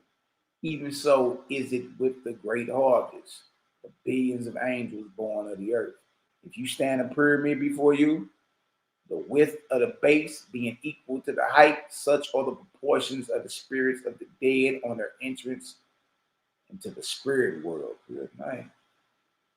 So it's more at the bottom, it's more lower than higher. And that's why I was saying there are plateaus that angels ain't even inhabiting, because most spirits of the dead, when they cross over, they don't rise. A lot of them don't rise up. It takes a long time for them to rise up.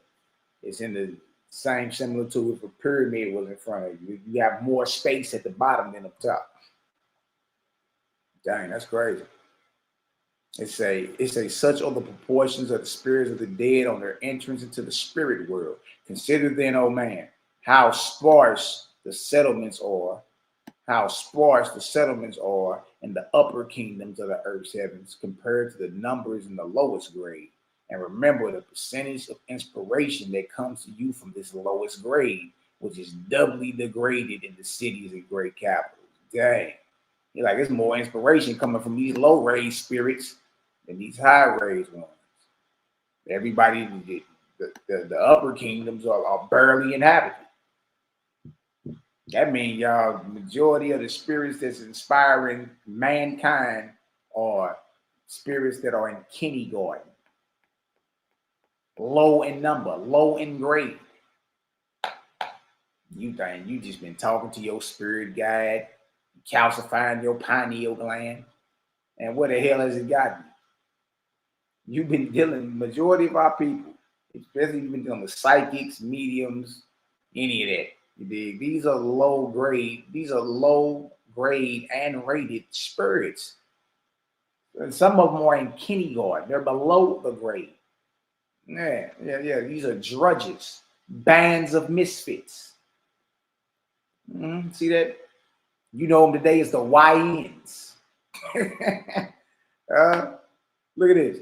Know, O man, that all cities built by men sooner or later fall into destruction. Here you go, claiming your little city.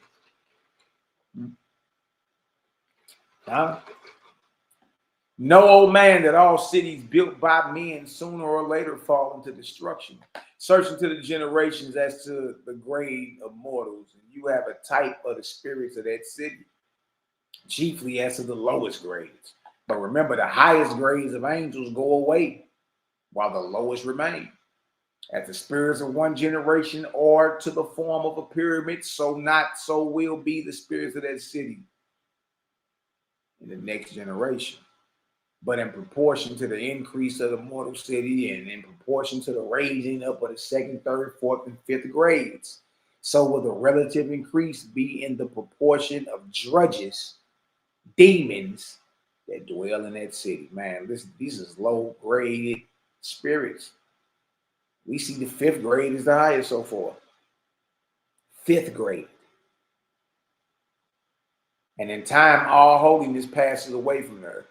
And when your God abandons that city for a day, taking away his holy angels, the people fall into anarchy or run with brands of fire and burn down the city. See, when you start seeing all the rioting and protesting, God called his angels away from that place. Yeah. You dig? And the YNs rush in. That's how I go. And also in your life, you look, when real ones remove themselves from a situation, it be all bad. It be all bad for the person or the individual. It be all bad. A real one to move himself out the way. And sometimes that's the only thing that was keeping the other person safe and grounded. Straight up, when the real ones get out the way, when God call away his holy angels from protecting and surrounding that city, because mortals choose darkness, choose the ways of the false gods over the light of the Creator. Here come the riots, here come the anarchy, here come the assassinations. And the hundreds of millions of drudges lose their anchorage on the earth, and your God and his exalted ones march them away. Find the grade and rate of declension of the mortals of a city.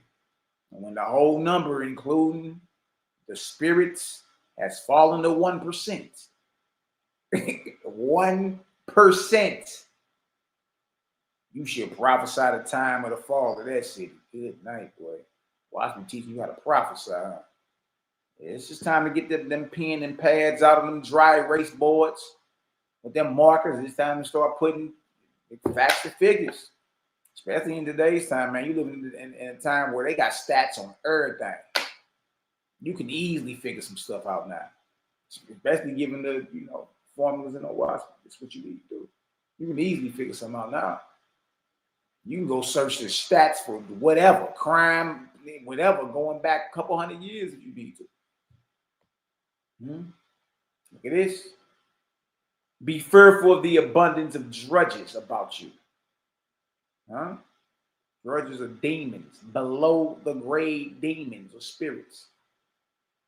And search out your own imperfections, uncleanness, and your passions, lest drudges fasten upon you in a way you do not know of. So it's saying, look, these suckers is all around.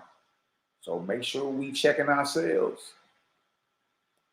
You don't want them suckers to fasten upon you.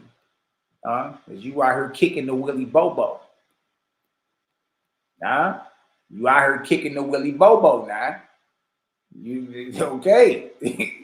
So understand, be aware. There are abundance, especially if you live in a high crime city. There are abundance, a plethora of demons or what we call drudges that are around you. There's plenty of them. And being that's the case, we need to be self-examining. You know what I mean? Whatever passions you got, the imperfections and all that, work on getting it together. Because what you don't want to happen, you know what I mean, is for these suckers to fasten upon thou. Okay? Real spill. Look at this. Do not call upon the spirits of the dead to come to you. Do not call upon the spirits of the dead to come to you.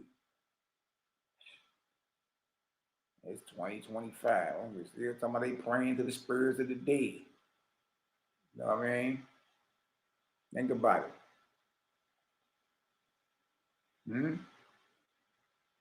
Do not call upon the spirits of the dead to come to you, but call on your Creator for wisdom. Light, truth, and purity. And if it will be well for you, he will send to you those spirits who are best adapted to you for your resurrection. So you pray the Creator, and the Creator dispatches the right types of spirits you need to be hollering at. Here you go, saying and calling on the spirit of Tupac Shakur. No. Look, get about these streets, man. Right? There's a way you do these. Look, spiritual communion is a real thing. Most of you already been doing it your whole life. You just don't know that's what that is. Right? But it's a way you do things. All right? It's a way you handle up. If you going war, handle properly. Right? If you can't ball, don't play then. Don't play.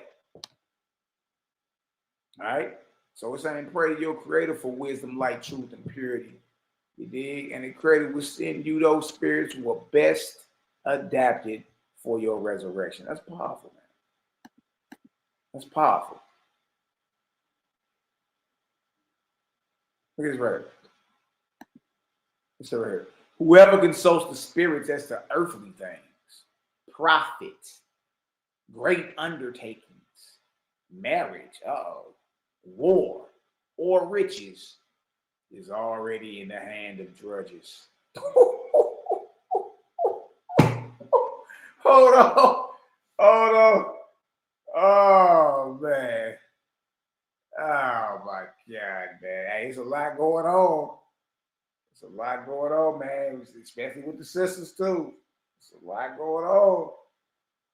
You know what I mean? A lot of sisters I heard acting like they doing what their grandmamas was doing.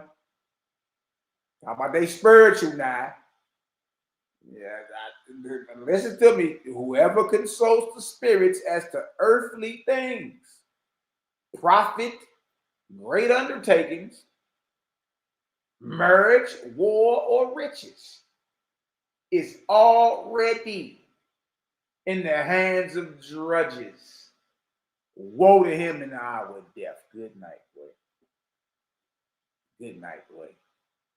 See, you ain't supposed to be spiritually communicating by no type of earthly endeavors. Right? You want you a prophet, you got to get out there and go get it. Y'all do know there are angels who can give less than a half of a damn about you winning the lottery, you climbing, you diving head first in the Mount Vesuvius. They don't give no damn about none of that. They only concerned with your resurrection. They don't care nothing about, your bucket list. Yeah. If you want to accomplish your bucket list, then that's what you got. That's on you. That's your choice. See, you're not supposed to be consulting the spirits of the dead for any of that. How about you consult ask the creator or have the creator send you some wisdom, light, and all that, and he send you the right type of angels that will aim you toward resurrection, right? And in your communion, in your spirit communion, you should be asking how you can become a better asset to the humanity of mankind. What can I do to help the less fortunate? What can I do to be a succor to the needy and the less fortunate? What can I do? Show me the light on how to, take care of those who are diseased and sick. And that's what you need to be talking about if you spiritually communicate, not no type of earthly endeavor. That deal say is already in the hands of drudges. Good night, man. Look, some of y'all young enough. Y'all remember Miss Cleo used to come on BET back in the day? It's already in the hands of drudges. Woe to him in the hour of death. And a lot of you sisters out here claiming you taking on some type of spiritual practice of what your grandmama was doing back in Louisiana some damn where. Huh? All right. I'm saying you ain't heard that none of your spiritual systems done told you about in detail what you about to run up against, where you going, what you need to do to avoid all that darkness. They ain't saying none of that. They just acknowledging there's some spirits in which it is, and you know what I mean? I gave Shango a nigga some barley grass, and my solar plexus opened. Like, look, man. Look, get yourself together. All right? Spiritual communication is real, but there's a way you do it. You ain't trying to be in the hand of no drudges, little mama. Get yourself together. I heard talking about some spells and some work. And man, look, if you don't go sit your ass down somewhere, that shit'll backfire on your ass, and you be out here low running. Look at this. When you sit in communion with angels, do so reverently to your Creator. And the members of your circle shall pray to him or sing songs of praise and glory to him and his works.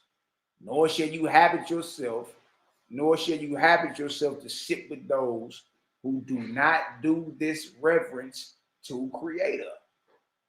And when the angels appear and converse with you, remember that even the least of them has passed the bars of death. Spiritual communication is real, but it's the way you do this thing, man. It's the way you do this thing, man.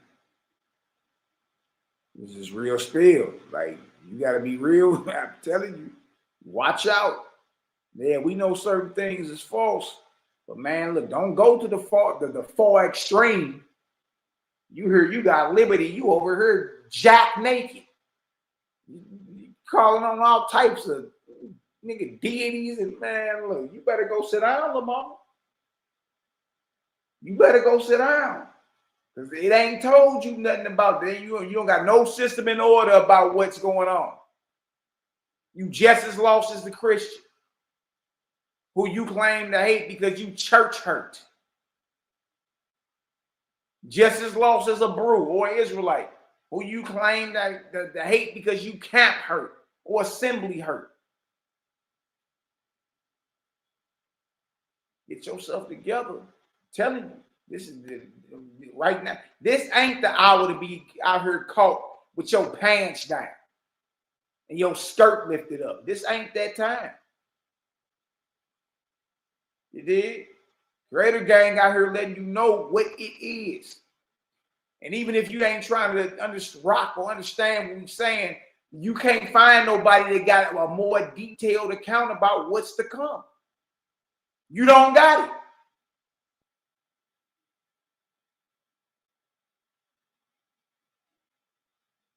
They say, remember, the least of the angels that appear and converse with you, then the least of them have passed the bars of death. Huh? Look what else it say while you're doing your spiritual communication. Now notice this. Do not be long-faced or melancholy with doleful songs. How many of y'all be in y'all little spiritual rituals, your rites and ceremonies, face all long, talking all dry? It ain't no spirit up in here. It ain't, you know what I mean? Spirit. You're supposed to be lit in the Creator. What is all this? Look at your little rituals with your voodoos and your hoodoo. Man, they faces be long. It be all everything doleful, melancholy. Look what it say, but rather cheerful, like the birds that sing to the Creator. And let your speech be respectful and relating to spiritual things. Learn from them of the places they inhabit in heaven and the manner of their occupation. You spiritually communicating, right? Well, there's certain questions you need to be asking. Hey, man, what is like living with y'all? They're like, dang, so what y'all do on the, you know what I mean? Here you go asking for Powerball numbers. Look at this. And if you inquire of them regarding earthly things, let it be about how you may help the poor and distressed. See that? You see that? How you can help the poor and distressed. If you're going to converse, you know what I mean, with a spirit or an angel, or you call an ancestor, about earthly things, you know, they tell them to throw you some game on how to help the poor and less fortunate. See, it ain't about you. It ain't even about you. Look at it. For if the angel that talks with you is a drudge, a demon only, watch this. Your discourse or conversation shall in this way awaken him to see his own shortness. See, we're responsible for the resurrection of angels too who have crossed over in darkness. See? When you ask about how you can help the poor and distress, it's gonna hit him like, dang, I don't even ask about that. Look at this. See? Not only do we let you know about the communication aspect of it, you learn to tell the difference between a high-raised angel and a spirit, an ancestor you talking to who ain't raised up past your nostrils. They still right here wondering, bumping their head. But you're in reverence. Look at this. And if they are high-raised angels, they shall understand the working of your soul, and they will provide you for your everlasting exaltation. Good night, boy. Dang. Huh? Be upright before your Creator and your God who know your weakness. Emulate them. Copy Creator. Copy your God, right? Emulate them in all your doings. This is the way of resurrection. Worlds, with an S, without end. Man, if y'all get some understanding, drop a 3,000 in the chat for the arc cycle Cosmon, man. Great is truly, truly powerful. Truly, truly powerful. Holy. Bomb after bomb. I heard him mix with things. It's believers, man. Remember what we was hearing not too long ago? Emulate your maker. Emulate your maker. Oh, wait. Oh, wait. Easy money. Easy money. Got everybody just want to start.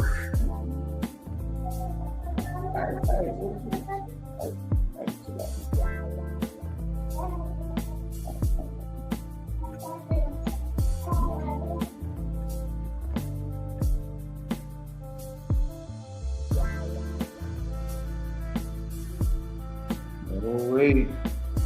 Low money. Yeah. It's going down in this deal, man. Oh, wait. Oh, wait. CGG still cooking. Tell them boys we pitching till they strike out, Carol. Cosmine Kruger in the field, my brother. What's the deal? Yes, sir. I did do this chapter 16 too. We got to about chat.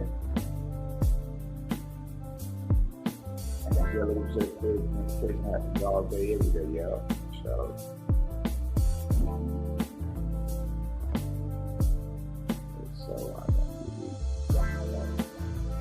that's what's up, Angelic. I see you, Angelic, okay.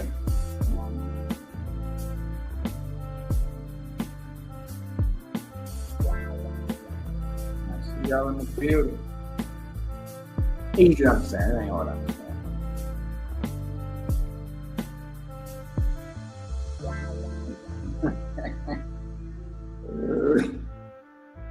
You say, Cowboy, the spiritualism in New York, he went up with a blaze in 1860. Was that? Boy. You study Tabitha when the faithful left Egypt, them drudges had the mastery of Egypt. The YNs. Boy.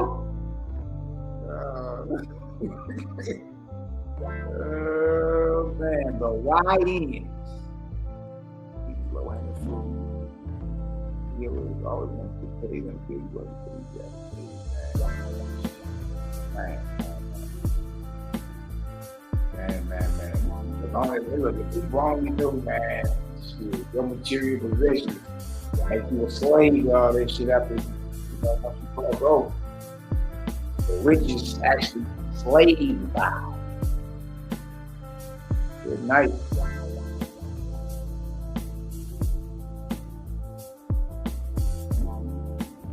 Chapter 16, Book of Judgment. Oh, hey. The most feared book in these YouTube streets or the conscious community streets, if you want to call it that. But not for any reason that's bad. You know what I mean? We're in the Cosmine era, brother. Cosmine era. Started in 1848, Common Era. Right around the time they started discovering gold on the West Coast. 49ers in the Cosmine era. Big. Almost 200 years into it, actually. That's a whole nother topic. But let's get into this. We go into the timetables of prophecy and all that a lot on this channel. On Cosmine Cal, go ahead and subscribe to him. Jordan, subscribe to Cosmine Cal TV right there. Yeah, subscribe to Cal. Cal is very detailed, oriented when it comes down to the particulars. You know what I mean? A time, history, all of it. That brother is, he ain't just one lane with this. You know what I mean? Calvin drove down there in every lane when it comes to Owaski, you dig? So yeah, subscribe right there. You're going to get that handled. If you see Selah Shalom TV in there, subscribe there too. You dig? And they'll go over the timetables of prophecy with you to where you understand and show you how even the yugas, because some cats use the yugas out here, how that's off. You know what I mean? That's off. Show you how to make it make sense too. You know what I mean? So yeah, check them brothers out. Check out Cosmon Cal TV right there. Go to his live section. Look for some videos that, you know, topics that sound like you want to get out on. Everything from science to history to time to cosmogony to, man, you name it. You name it. All of it. Right there, right there in one channel. Shout out to my brother Cosmon Kruger, man. Straight up. Now, ain't no problem, Jordan. It's all good. It's all good over this way. Chapter 16, oh, I speak. Let's get into it. They say, oh man, weigh the words of your God, your elder brother, of tens of thousands of years experience. Good night, man. Look, you've been praying to God your whole life in your prayer breath. You've been praying to God. God is revealing in this day, I'm your brother. You dig? This title I hold, you gonna hold one day. But he's saying, like, look, I've been in the unseen realm for tens of thousands of years, though. He got Big Bro got some experience. So it would, guess what? It would profit us to listen and take heed. But God is not the creator. The creator made God. God is a creation. That's one of the hardest concepts, man. That's one of the hardest concepts, that and the creator being ever present. And I noticed that earlier when I was thinking about something earlier. Matter of fact, yesterday, I was like, dang, Christians never say Jesus is ever present or omnipresent, fills all space and place at the same time. Meaning there's no place you can go where Jesus is not, even with those who say, well, he's in the hearts of those that believe. But what about in the hearts of those that don't believe? So he ain't there. So even by your own logic, he's not ever present or omnipresent. Filleth all space and place at the same time and yet unseen. I say, dang, they never make the claim that Jesus is ever present. But trip off this, if Jesus is not ever present or omnipresent, Jesus is not the creator. Say it again. If Jesus is not ever present or omnipresent, which means to fill all space and place at the same time, including right now, then guess what? Jesus is not the creator then. He's not ever present. See, we talking about, if we don't talk about Jesus, we talking about who he was praying to. If we gonna go with the concept, we talking about the one who made him, his father. He kept talking about. You can't go wrong there. You know what I mean? That's just what it is. So look at this. It says, where your soul perceives a ray of light, follow it in truth and not in words merely. It has been said of old, you cannot serve both God and self. And many go about preaching this. But they themselves labor for self every day. Hold on. Dang, that's cold. To serve your God is to work for others, especially the sick and helpless, and not for yourself. Your prayers and confessions to me, this is what God telling you, are only the waste of your breath. You're wasting your prayer breath.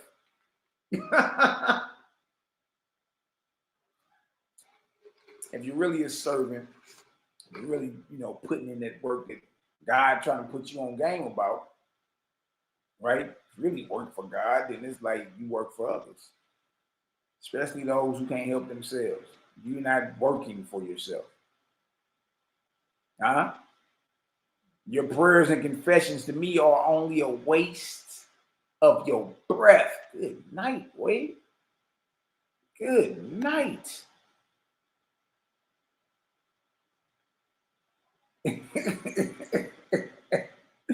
Hold on. He said, It's a waste of your breath to be praying to God. Huh? Man, look, get on out there and do something good for somebody today, man. You'll feel a lot better. You won't feel like a nitwit your whole life. Get out there and do something good, man. Like it feels marvelous. Like, oh, okay, dang. I can do this every day.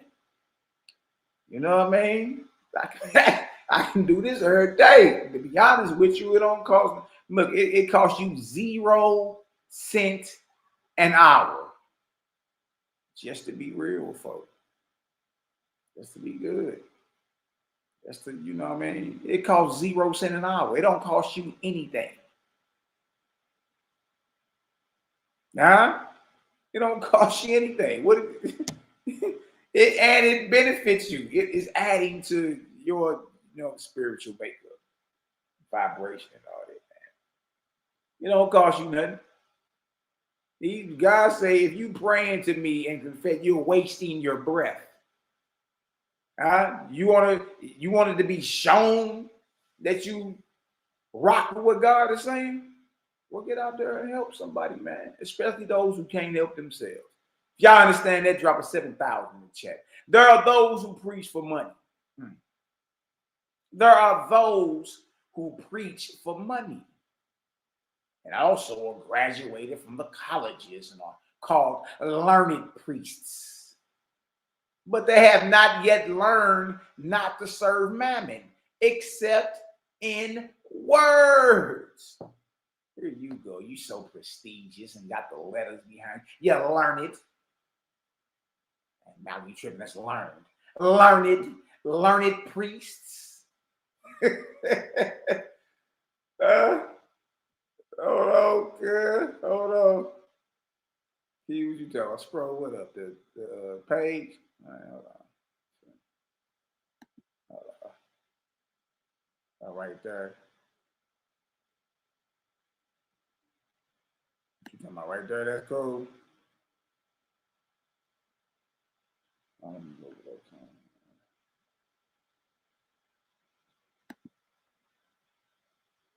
Right there.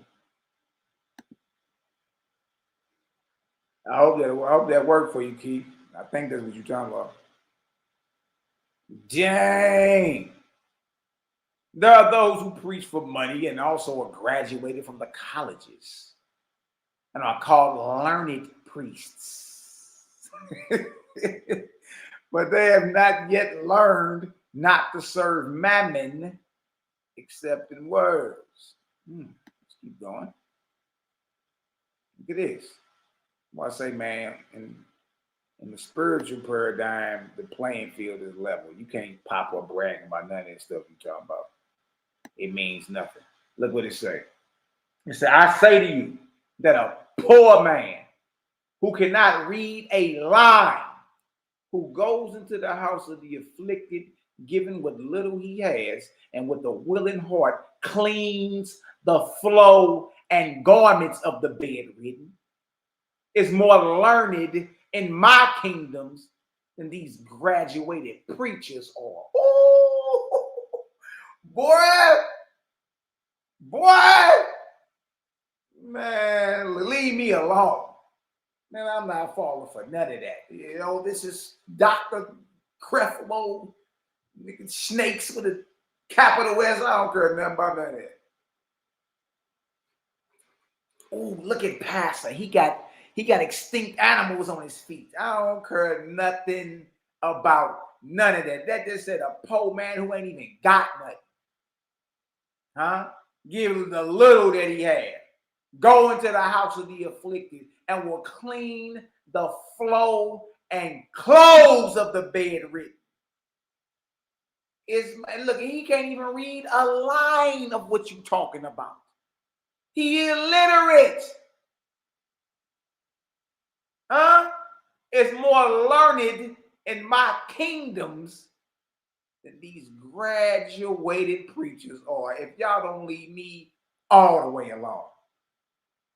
Bet not Nam, preacher, elder, moray, makeshift captain come bragging to me about nothing ever again in life. You're going to get look, I'm going to royally bless your ears. Huh? The word labor or work is easily understood.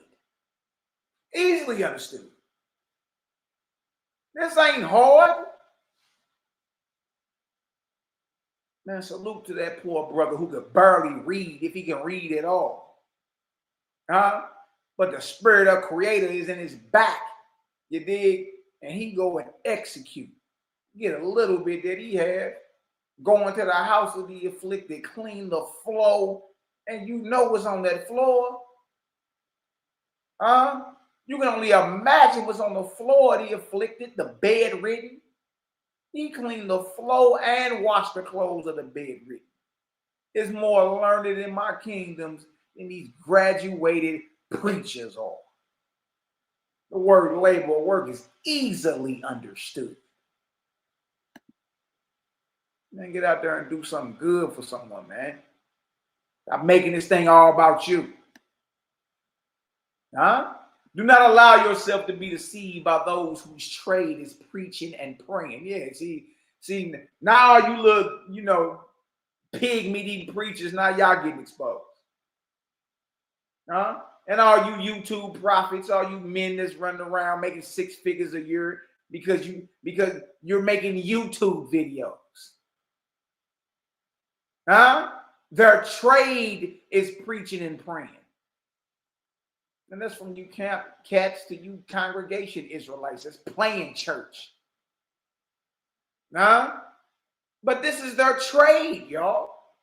That's what these men do. Do not allow yourself to be deceived by those whose trade is preaching and praying.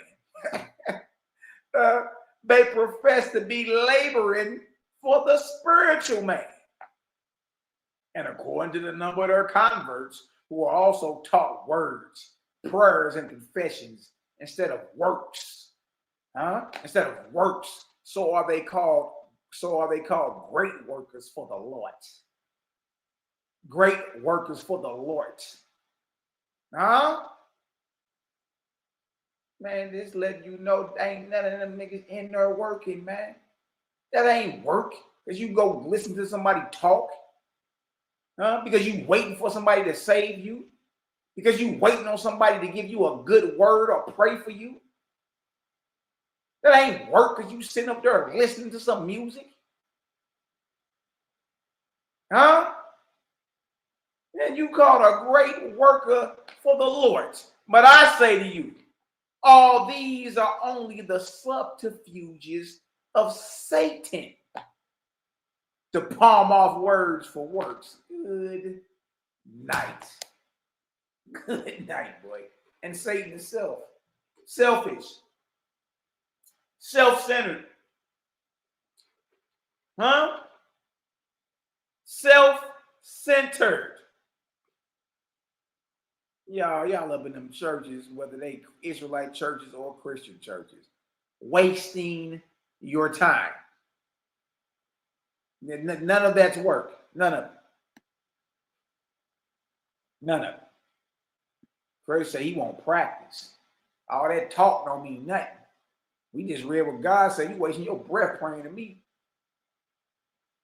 Get on out there and do something to make the world a better place. That's how you show that you are servants of the Creator. That's how you show that you listen to what God said. Get up and do something. I'm waiting on something to happen. Get up and do something. All such preachers, priests, and converts are still lingering in the mire of grade who? Grade 1. Your favorite pastor, y'all, barely made it out of kindergarten. He's in the first grade. He's in the first grade. Do we need to go look at where grade? Hold on. Don't get me started. Hold on. What you think it's a game? What you think we playing? You must think we playing. We gonna show y'all what grade 1 is at, since everybody got jokes. Let's go see what grade 1 is at.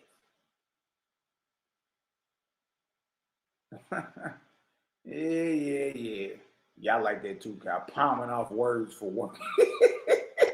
Palming off words for works. Good night, man. These niggas is in, you mean these niggas in grade 1? Them and their constituents. Man, watch what grade 1 is at, man. Like, I don't, just leave me alone. So I'm saying. It's starting to get bad, man. It's just starting to get bad. Like, the exposing that's being done everywhere this go around is just like, man, look, man. Huh? Let me show y'all something. Man, let me show you something, man. Look at it. Grade 1. So you're basically a wandering spirit on the earth. Grade 1. That means your famous crew, your Creflo Dollars, your T.D. Snakes, your Kenneth Copelands, your Jenny Swaggarts back in the day, all these men, Billy Graham, right there. Talking about they finna go to heaven with Jesus and sing holy, holy, holy all day. Them niggas is wandering spirits stuck on this earth, slaves to a false god. They barely made it out of kindergarten. Almost fell below the grade. Do y'all see that? That's crazy because those is like that. In order to even get a grade 1, it means you're completely selfish. All you do is serve yourself. The lowest grade is the first grade, unless you're below the grades in pre-K and kindergarten. So if you serving self, you're serving Satan. I know.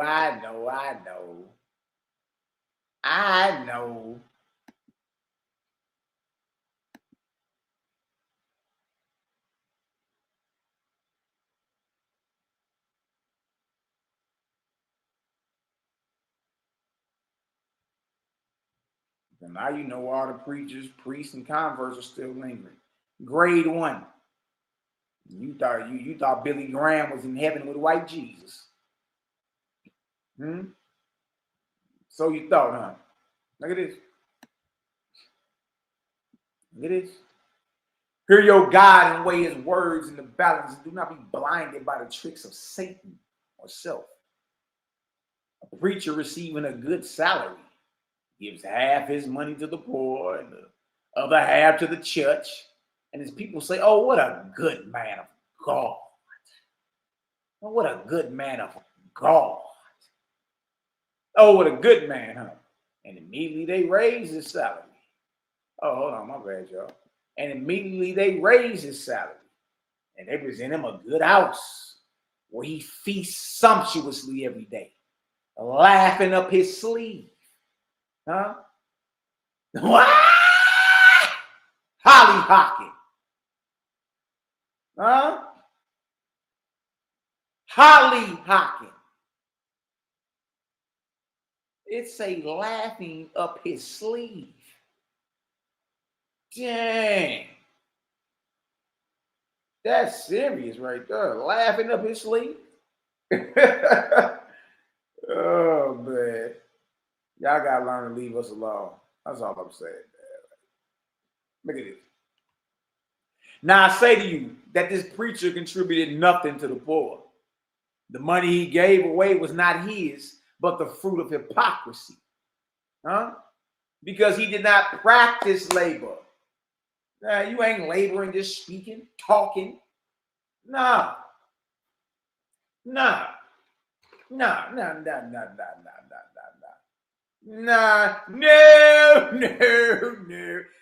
that's not, you just talking. Huh? Because he did not practice labor, but as a beggar and a vampire obtained his money. Not for work, but for words. He was false before Creator. Oh! Boy, I'm trying to tell you the playing field is leveled over this way, boy. You can't brag about the size of your congregation. You can't brag about none of that. How much money you getting off YouTube streams? None of that. Huh? Because he did not practice labor. He did not practice labor. But as a beggar and a vampire, I obtained this money. Good night, boy. The damn bloodsucker. Not for work, but for words. But for words. He was false before Creator. To serve your God or to preach and practice the words of your God does not require great oratory or education. I do not require colleges to brace me up, nor preachers who do not serve the Creator. Ooh, boy. Right, ain't playing with you boys. You know, great oratory skills. Huh? Don't need no fancy makeshift diploma. You can print off your own printer. Huh? Preachers don't even serve Creator. They serve self. Look, one cries out, "Come to me, God," or "Make your peace with the Lord." But he himself will not give up his bed to a poor, sick woman, nor share his house with the poor of his own church. Man, look at this, man. I say to you, all such are either hypocrites or deceivers of their own souls. Bag drop, boy. Bag drop, boy. Bag drop, boy. Now, greater say practice. Get to work. Lay your hands on something. Huh? Enough with the mighty cuddling and tiptoeing through the tulips. Huh? Handle your business. If not, what are we doing? What are we out here doing? Just talking? Huh? Tarrying for Jesus? Like, what is we doing? What's really going on around these parts? What's really going on? You see what I'm saying? Like he tell you get to work, man.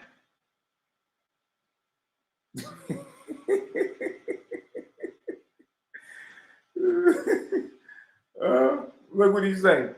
Unless you use your hands and bend your back and practice producing something in the world and contributing it to others, you are none of mine, nor know the way to come to me, nor to make peace with me. Boy, y'all heard that? Unless you put your hand to the plow, all that talking, you paying this nigga to talk to you. You paying this, no, you paying him to talk to you about me.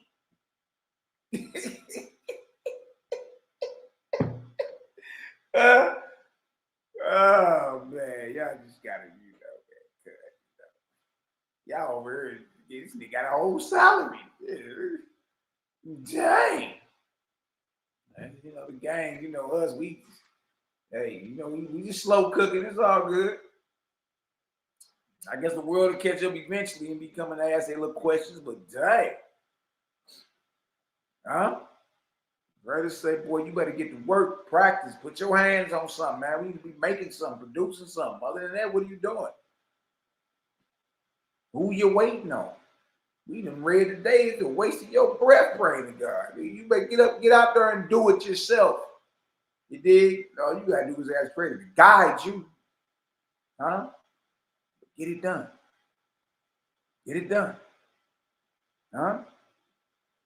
He say, unless you use your hands and bend your back and practice producing something in the world and contributing it to others, you are none of mine, nor know the way to come to me, nor to make peace with me. Good night. Huh? It has been said of old, do to others as you desire to be done to you. Also, to return good for evil and to sell all you have and give to the poor and love your neighbors yourself. And these words are well known. But who is there that practices them? See? When it comes down to the work, shit. You already know. Insufficient funds. Huh? Insufficient funds. We just reading it. Huh? But you ain't jumped out there and pressed play on it, though. You ain't pressed play. Huh? Look at this. In which case, the words are impotent, weak, and of none effect. Instead, many practice serving themselves by their labor. But in the Creator's service, their practice is by prayers and confessions. Words. But you'll labor for yourself, though. Huh? But you labor for yourself.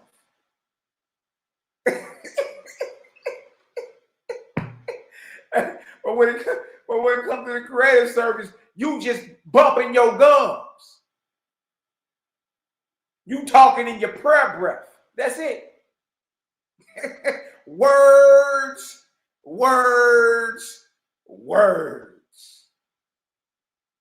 Dang. Saying it is not possible to do these things in the present condition of society. Malachi. I'm hearing all the excuses there. Did your God limit you saying do this in the present condition of society? The way was open for another condition, but you did not seek to find it.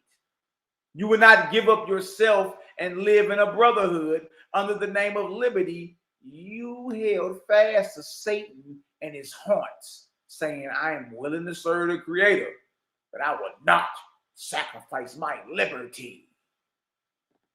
Huh? Look at this. And you sell yourself to self, which shall follow you into Hadar, or the next world, the lower heavens. Now remember, self is Satan.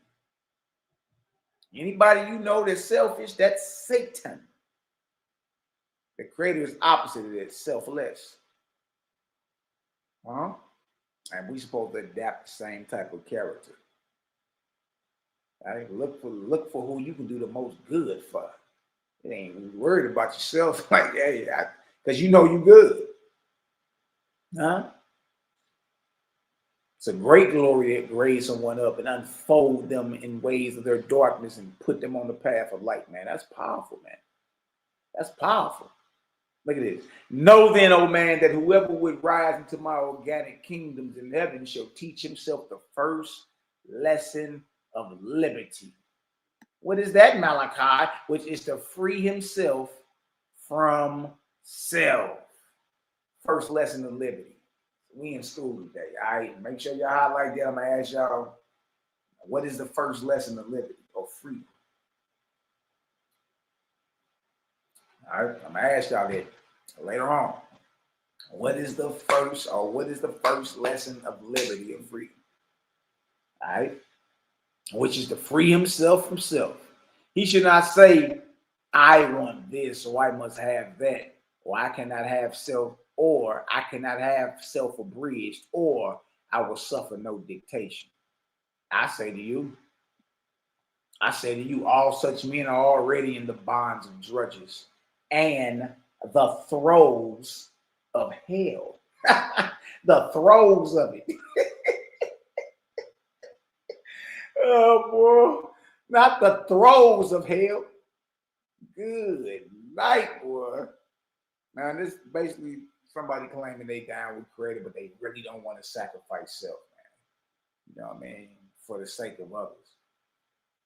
And even, you know, that's the mindset you need, you know, especially you building a community or any of that, going to get land. We got to all be in the mindset of serving one another. You know what I mean?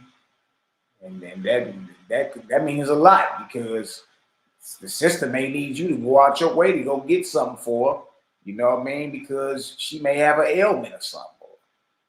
You got to go get it done. You serve others or you don't. And by doing this, you're showing service to the Creator. You feel me? But that deal said the throes of hell. But you shall say, this is what we say. Here I am, O Creator, your servant. appropriate me, use me whichever way I can do the most good to others. Myself is no longer any consideration. Make sure y'all highlight that. It's something you should be saying within your spirit, man, every day. All right, the watch be full of all types of different nuggets that you can just repeat to yourself, like affirmations daily. Dang, that's hard. Dang, that's hard. Dang. You feel me? Dang. Use me or appropriate me whichever way I can do the most good to others. Myself is no longer any consideration. This is to be a faithist in the Father. Dang. I'll ask y'all that later too. What does it mean to be a faithist in the Father? Look at this. Look at this. If an exalted man marries a woman beneath him, he can lift her up. But if an exalted woman marries a man beneath her, he will pull her down. And even so is it with the righteous man who weds to the world and lives in it. Sooner or later, it will pull him down. That's why we all making efforts and all that to get up out of these cities and all that, man. Some land, just get out the way. You know what I mean? Get out the way. Eventually, it's just what it is. But if the righteous man goes with his fellows into a separate place and weds himself to the Creator and his ways, then that righteous man shall be lifted up. And moreover, he shall be a power to lift up the world. Shall a bride not live with her husband? Straight up. And those who choose the Creator live with him. I say to you, if you do not live in a brotherhood on earth, you should not soon find one in heaven. Shout out to the Creator gang, man. Shout out to the CGG. You know what I mean? That's what that is, us coming together, forming a brotherhood on earth. You feel me? Straight up. But they say if you don't do that on earth, you're not going to soon find one in the heaven. That's the truth. That's the truth. Yeah. Look at this. But you shall unite yourself with those who are compatible with you, with whom you shall live equal in all things. There you go. You still got that, you the big muckety muck vibe. No, all things in common. You live equal in all things where you can do to them as you would be done by. Loving them as yourself, returning good to them constantly. Being willing to make any sacrifice of your own self-desires for the sake of founding the Father's kingdom on earth. Flat out. Flat out. Look at this. Remembering you were born in darkness and are not the same as will be the generations who come after you, who shall be born in these communities, his kingdom. See, so us moving about the way or the world's way, getting our land and building our communities, that's the beginning of the Creator's kingdoms on earth. You actually build it. There are separate societies that are pledged to the Creator. All right, you actually build his kingdom on earth. All right, and you start with the youngins. You bring all the shorties and orphans and all them. Get all the little jokers in there. we about to go ahead and squash this early. Get all the little short leggers and short runners. All you little jokers come over here and pile up in her. Yeah, we about to go. We about to put Creator right on these little jokers. Yeah, we about to go ahead and sweep all this madness up. They get it early. They can run around and flip and do their thing. We ain't got to worry about nothing. Get all these little jokers up in there, man. Even for those who are yet unborn, your sacrifice shall be, in which you shall consider that it is for the resurrection of others. It is for the resurrection of others and not for yourself that you are chosen of Creator. Good night, boy. You're supposed to be assisting in the resurrection of others. Dang.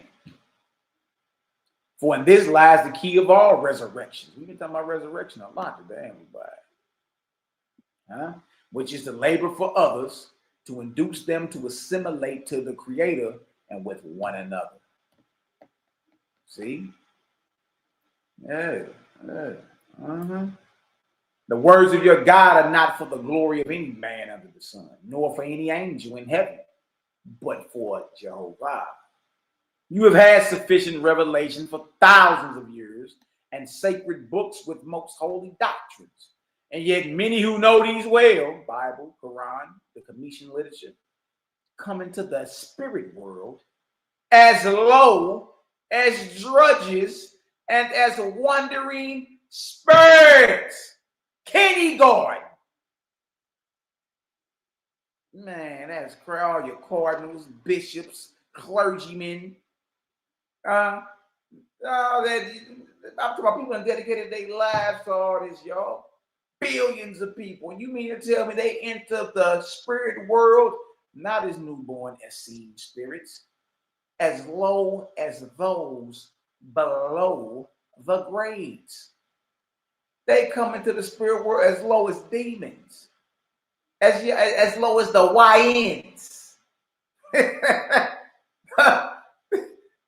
And these supposed to be your scholars and your preachers and your theologians. These suckers come into the spirit world as low as drudges, y'all. So that means they're in kindergarten. Good night.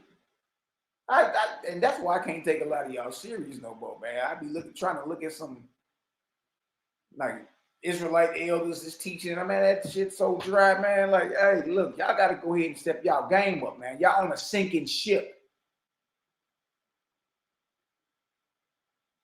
I like this last one right here, man. This last verse of this chapter go hard. Look at it. You should judge yourself.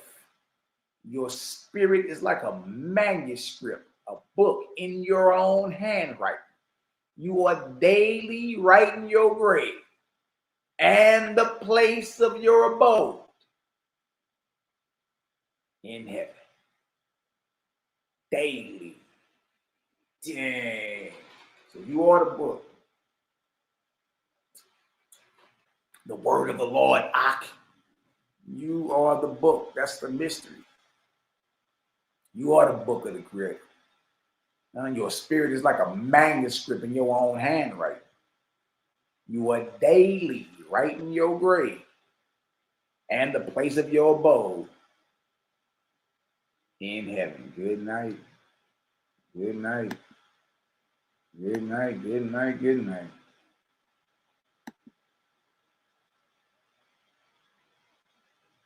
Good night. You're daily writing your grave. Your spirit is like a manuscript. Your inner man is daily recording your grave. And your abode. Dang, you cross over. Your spirit man is writing it as we speak. Dang. All practical over this way, man. It's all practical. You feel me, player? Dang, son. Dang, son. Man, if y'all got some understanding today, man, y'all drop a 5,000 in the chat for your little brother. It's your little brother Malaki Macabee, man. Yeah, we in the building. CG still cooking. Let them boys be pitching till they strike out. You know what I mean? And they ain't hitting damn home run. They ain't even got no base hits. Pitching till you strike out, boy. Get them tour course, sippy cup modes. Y'all being checked out. Glad everybody got some understanding today, man. All praises to the Creator, the maker of suns, moons, and stars. I want to play one more situation. Play one more. Let's go back to Sila Shalom University real quick. Play one of these whatchamacallits. Just I don't know. You feel me? All praises to the Creator, the God maker, the Almighty, maker of suns, moons, and stars.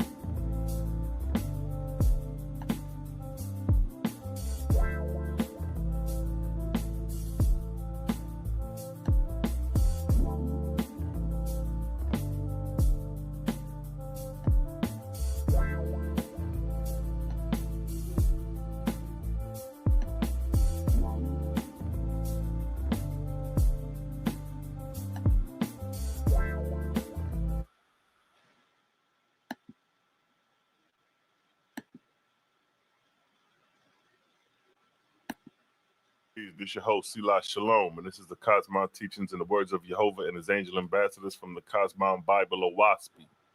And the topic of discussion today is called Luamong falsely styles himself Christ and the origin of Christianity. Now, many people believe that Christianity was established by the life of Yeshua, but what Yeshua did was restore the ancient order of Moses among the Israelites that followed him. Not all Israelites believed in Yeshua. Yeshua never practiced a Father, Son, Holy Ghost doctrine. All these were pagan customs. But here I will reveal the truth behind this religion, Christianity, and its founder.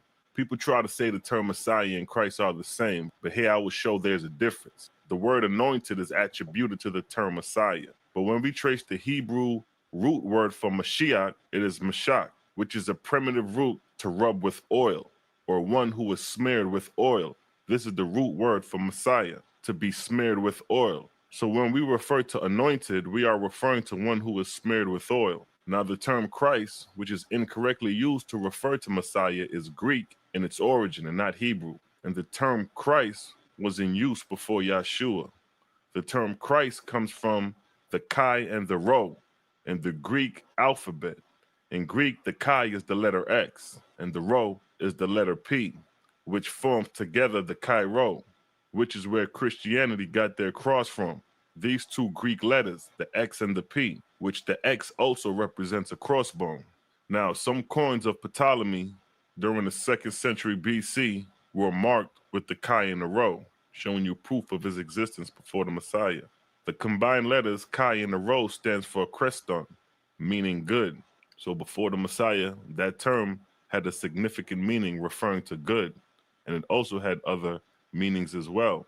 And it is from this Chi and Rho that the term Christ stems from, before it became known to mean anointed, which came later. The word Christos is found used from the 5th century BC by Herodias.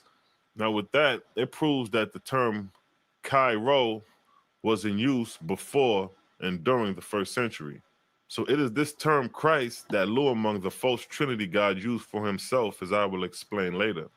And 300 years before Constantine established Christianity as a state religion, you had the Piso-Roman family in the 1st century, who was responsible for building the foundation of Christianity and the New Testament, which in return Constantine used to compile his version.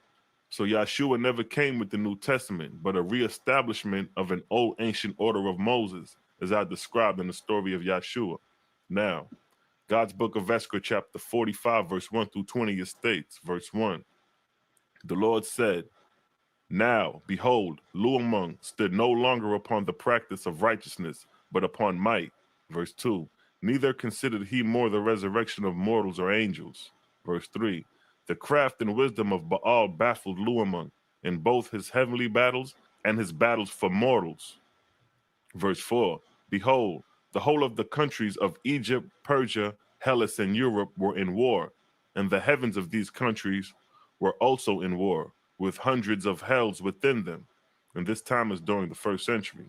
Verse 5, Luamong fought no longer for the Trinity nor the Holy Ghost, but to save his heavenly kingdom, lest he be captured and cast in hell. Verse 6, and even more desperately was Baal situated against him. Verse 7, in the meantime, the other two truants began to war against each other in their heavenly kingdoms, contending for boundaries and subjects. And they're referring to the false Buddha and Brahma.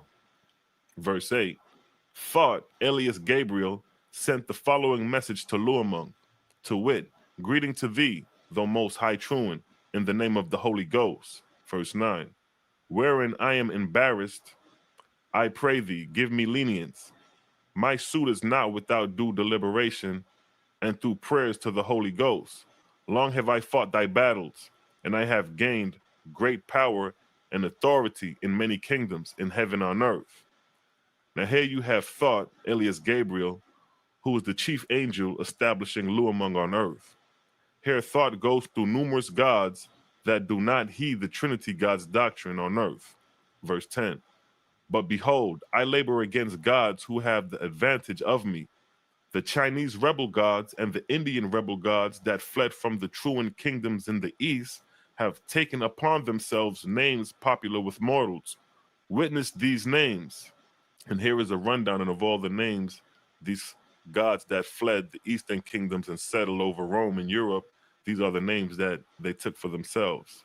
Nestor, Elias, Pueth, Neptune, Elias, Poseidon, Oleus, Elias, Pendra, Priam, Elias, Hogath, Phobos, Elias, Wanwakats, Elias, Apollo, Pals, Elias, Shungansita, Pleiades, Elias, Peleus, Saturn, Elias, Kronos, Thalia, Elias, Musa, Festor, Elias, Suko, Elias, Byrith, Elias, Kalkas, Thetis, Elias, Arama, Elias, Ma, Elias, Mara, Elias, Achilia, Elias, Argos, Venus, Elias, Sinaut, Elias, Vishnu, Elias, Mara, Elias, Thought,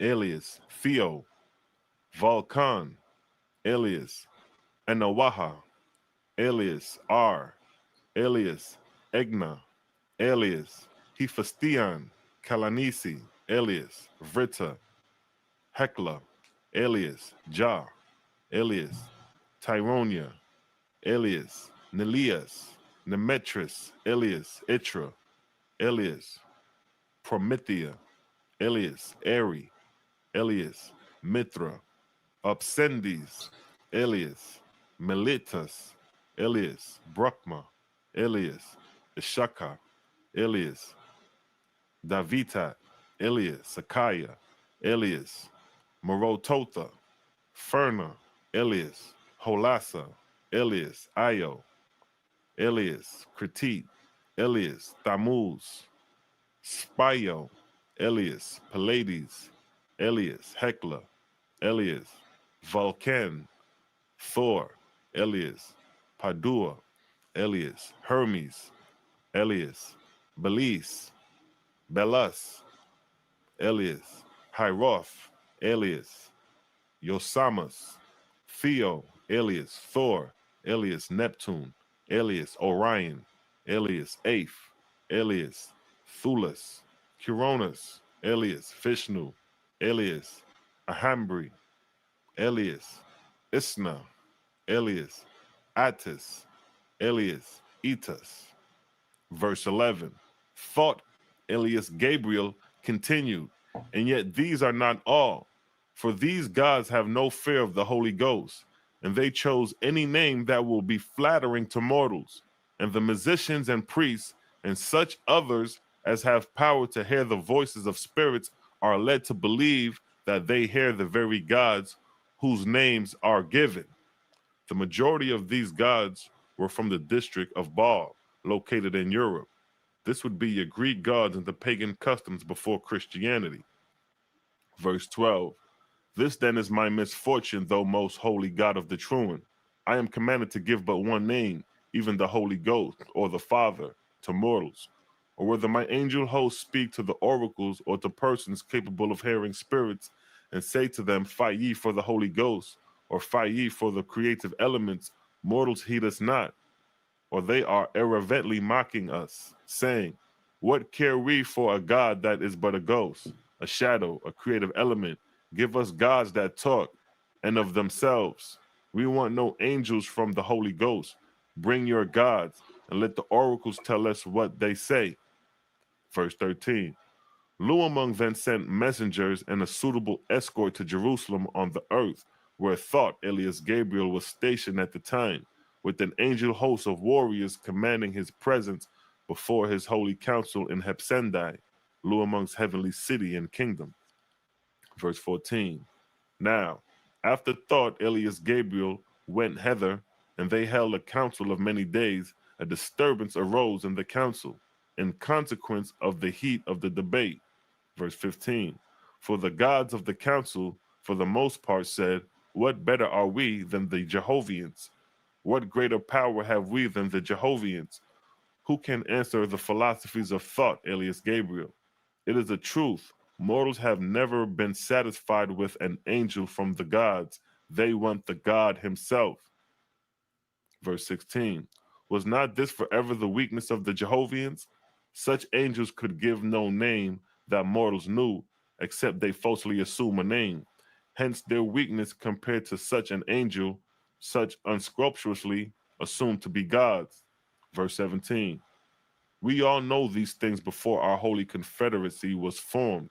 Yeah, one of the chief reasons for forming a confederacy in heaven was that we might more effectively overcome the power of evil spirits over mortals. Verse 18. In that day we said, the three persons, the Son, the Father, and the Holy Ghost, would enable us to appear in person and with authority unto mortals. Verse 19. Verse 19. Behold, it hath now come to pass, mortals desire a more definite God, one known unto them. We cannot truthfully take the name of any God thought alias Gabriel hath named, nor of any other God worshipped by mortals. Verse 20. Luamong then drove hence from the palace his holy council, that he might have an opportunity to reason with himself as to what he should do. So here you can see the Trinity ideas is fading, and the people want the one God, which each of the Trinity gods claim to be. Now they're being confronted with their own folly.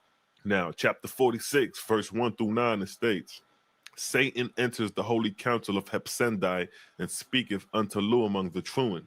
Verse 1. Hear me, O thou most upright of gods. Mine is a tale of pity and of horrors for thy people. Verse 2. Behold, thy one-time brother Truan have had great advantage of thee from the start. Verse 3. They had more populous kingdoms and subjects of higher grades. Verse 4. Nevertheless, wherein they have prospered, thou shalt be wise. Verse 5. They also found it necessary to have a name that mortals could call on to. Verse 6. And they took upon themselves the names Brahma and Buddha, both which signifies knowledge, no more no less. Verse 7. This hath satisfied mortals. Verse 8. Now thou shalt choose the name Christ, which is the Ahamic word for knowledge also. Verse 9. In this, then, thou shalt have truth on thy side in heaven before thy holy council, and on earth thou shalt have a personal embodiment. So here Satan inspires Luamong to style himself the Christ in heaven, and to have a moral representative on earth, which will be Constantine, as shown in time to come. And the earliest sign of the Christ is the Chi and the Rho, the X and the P. Now, chapter 47, verse 1 through 38, it states, Luamong falsely announced himself the Christ. Verse 1, the Lord said, Behold, it came to pass as had been foretold by God. The truants, the Trinity, will all become false gods, because they have denied the Almighty. Verse 2, God said, There is but one who is all knowledge. Whatsoever angel or God announcing himself to be all knowledge is false in the presence of Jehovah, the Creator. Verse 3, nevertheless, Luamong had it proclaimed in heaven and earth that he was the Christ, which is the Ahamic expression for all knowledge. Verse 4, the Lord said, Now, therefore, Luamong was from this time forth a false god in heaven and on earth. So here Luamong is known as Christ from that time forward in heaven and eventually later on earth. Now here is where Christianity's origin begins on earth. Verse 5, and Luamong commanded Thought, alias Gabriel, his angel warrior in command of his earthly dominions, to raise up tribes of warriors amongst mortals. Verse 6, and by the inspiration of said Thought, alias Gabriel, these warriors were induced to call themselves Christians. So here you can see that Christianity was inspired by Luamong, now falsely styled Christ, now established on earth through Thought, alias Gabriel, his warrior angel, and this has nothing to do with Yeshua's doctrine. According to the King James Bible, the Christians were first called Christians in Antioch, which is in Syria, and Syria was under the governmentship of Rome at that time, and would have been aware of the term Christ, or the Chi and the Rho, the X and the P, being that they were Greeks. Verse 7, God said, that man may know this is true, behold, the followers of Jehovah are not warriors, nor have they ever been. Verse 8, Jehovah said, this mark put I upon man from the time of Cain to this present day, that whoso raises his hand against his brother raises his hand against me also. And this mark shall distinguish my servants to the end of the world. Behold, I alone am all knowledge. So here Jehovah declares his chosen were never warriors. So the idea that the chosen are warriors and shed blood for their God is a false doctrine. The chosen never shedded blood nor bared arms to go into warfare. When those things occurred, the chosen were either captive, slain, or fled. That was the actions of the chosen during those times of warfare. Verse 9, now it came to pass that from this time forth great success attended the wars of Luamong for the glory of his heavenly kingdom. Verse 10, and for the space of 300 years Luamong gradually gained on Baal and his alliance, both on earth and in heaven. And this 300 years is from the 1st century to the 3rd century. And the false Christ gained dominion in the territories of Baal, which is Rome. It is between this time that Christianity is in the making, all being the works of the Roman Empire. The Hebrews had nothing to do with the establishment of Christianity, other than the Hebrew text being used as the Old Testament. But the New Testament is the work of the Roman Piso family and later Constantine and the Nicene Creed, which time period the Roman Piso family was during the 1st century and Constantine was during the 3rd century. Verse 11, and Luamong captured and cast out of his dominion more than 700 false gods and false lords. Verse 12, and he broke up 680 oracle houses and temples used for consulting the spirits who call themselves gods, whose only service was to advise on war, conquest, and destruction. Verse 13, so that even Luamong's falsity to himself, he rendered a great service to Jehovah, against whom he was doing battle. So here Luamong, not knowing, is doing a service by clearing away other false gods, reducing the false god to small numbers. Verse 14, for 300 years more, Luamong with upward of 6,000 million angel warriors pursued war in heaven and on earth. And he had captured mostly all the earthly strongholds of other false gods. But all, however, still maintained himself in Rome and as God of the Roman Empire, but under many names. So here you have Baal being the god of Rome, attributed with different names. And this is the same Baal of ancient Canaan going back to 2000 BC in the 23rd arc cycle, and still ruling in the 3rd century AD of the 24th arc cycle. This is a reign of over 2,000 years that this false god Baal been ruling. Verse 15, God, son of Jehovah, said, now, behold, even Luamong, the false god, bewailed the wars, and he also bewailed his own doctrine. Verse 16, Luamong cried out in his despair, saying, to whom shall I pray, O thou Holy Ghost, though shadow, though nothing, though void? Verse 17, shall I say, O thou all nothing, though inconceivable, though unknowable, though all hidden? Verse 18, or shall I say, O thou nature, though God of nature, though senseless, though scattered? Verse 19, though that hearest not, though that knowest not, though that seest not? Verse 20, though essence, though fountain, that is dumb, though accident, though shapeless? Verse 21, though imperson, though shortness in all, that beguileth us to come hither to find thee, or to go hither to find thee? Verse 22, and find of a truth that we find thee not, yea, to understand that thou art the waste and desolate of all that is. Verse 23, and as for thy father, which we three build up, is he not dead? A divided kingdom with 3 estranged sons, and every one for himself? Verse 24, O thou Brahma, thou hast a peaceful division, O thou Buddha, a place of great profit. Verse 25, but I, your equal, with an unprofitable division, of these western heavens. Mine are warriors in heaven and on earth. Yours, peace and profit. How can I embellish Hepsendai, my heavenly seat, and make it a palace of grandeur like unto yours? Verse 26, behold, my thousands of millions of angels are needed for warriors. How have I time to embellish my throne and my heavenly city? No wonder ye twine pointed the finger of mockery at me for the poverty of my heavenly kingdom.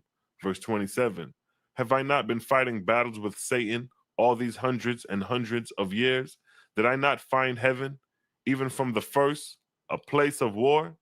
Verse 28, shall these things continue forever? Who shall I require of? Have I not declared I am one with the Father and one with the Holy Ghost? So now he is being confronted with his own falsehood and doctrine. Verse 29, yeah, then shall I not look to myself, and is this not the sum of all? Everyone for himself? Was not myself a self from the first, and continue a self for itself forever? So here you can see that Luamong is confounded with his own false doctrine. Now here is the doctrine of the false Christ that will be known amongst Christians. Verse 30, henceforth I go not down to send peace on earth. I go not to send peace but a sword. Verse 31, I go to set man at reverence against his brother and father, and mother against her sister and mother, and a daughter-in-law against her mother-in-law. Verse 32, I will make the foes of a man they of his own household. Verse 33, he that loveth father or mother more than me is not worthy of me, and he that loveth son or daughter more than me is not worthy of me. So here you can see these terms found in the Bible, the King James Bible, are the quotes from this false Trinity God Luamong, now style Christ, not to be confused with something that Yeshua would say. Verse 34, and he that will not take up swords and proclaim me is not worthy of me. As I read earlier, Jehovah declared that his people are not warriors. Verse 35, my sign shall be a sword, a skull, and a crossbone, and a bull. Again, this is referring to the Chi, the Greek letter X, the crossbone, and the Rho, the Greek letter P, which is also a symbol of a sword pointing through the crossbone forming the Christ. Verse 36, my edict shall be bulls. By these shall my enemies be destroyed. This means that his laws will be enforced. Accept the Christ or perish by the sword. Verse 37, before me shall every knee bow down, and every tongue confess me, Lord of all. And this is the origin of the early Christian doctrine. Verse 38, behold, I will give them a book and a guide whereby they shall know me. In blood will I seal them to the end of the world. And this book, Luamong the false Christ, is referring to is the New Testament. Being that the Old Testament existed already from the time of Ezra, people believing that the New Testament is the work of Yeshua and his disciples is going to be soon discovered that it wasn't, but the work of the Roman Piso family of the first century. And I will touch on that in other vids to come. Now, chapter 48, verse 1 through 10. Here is the wars of the Christians where they were slaughtered in great number.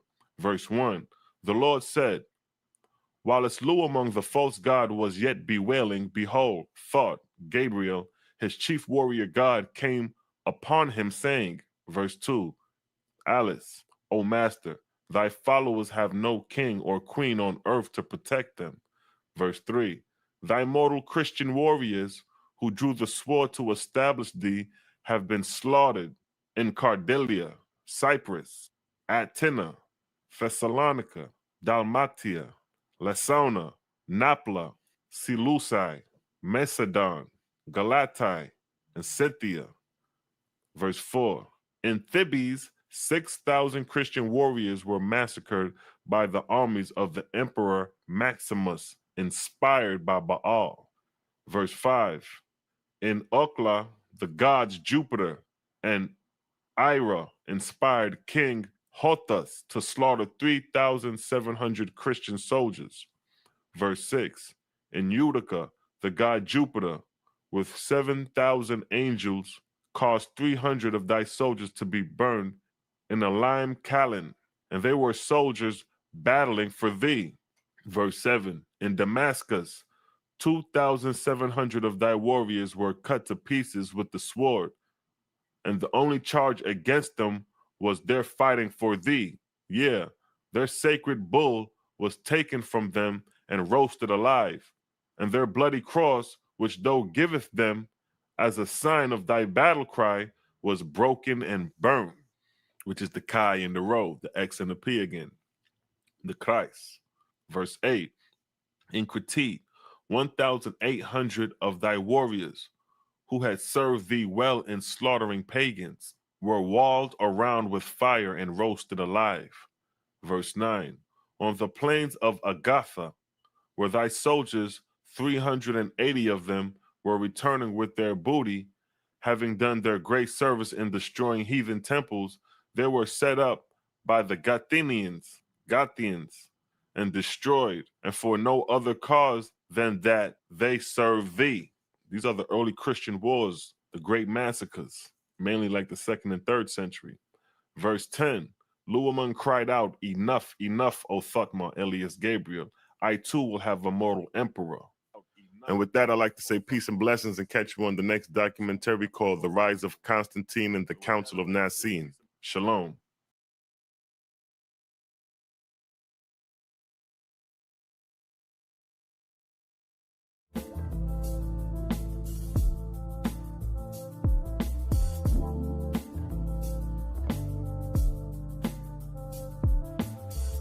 Mic check, 1 2 1 2. I'm about to spin on out, family. It's always a pleasure tapping in and chopping it up with the fam. All praise to the creator, the God maker, the maker of suns, moons, and stars. There always was, even and ever shall be. Shout out to the CGG, all my brothers and sisters in the building. Shout out to the Four Horsemen and the Purple Gang. Shout out. Yeah, and it's good. You're gonna fly pressure. It's an excellent day to get out there and do something good for somebody else. Yeah. So, love, light, and all that stuff in between, and we'll catch back up in a day or two. Big CGG still cooking. Pitching till you strike out. Bro.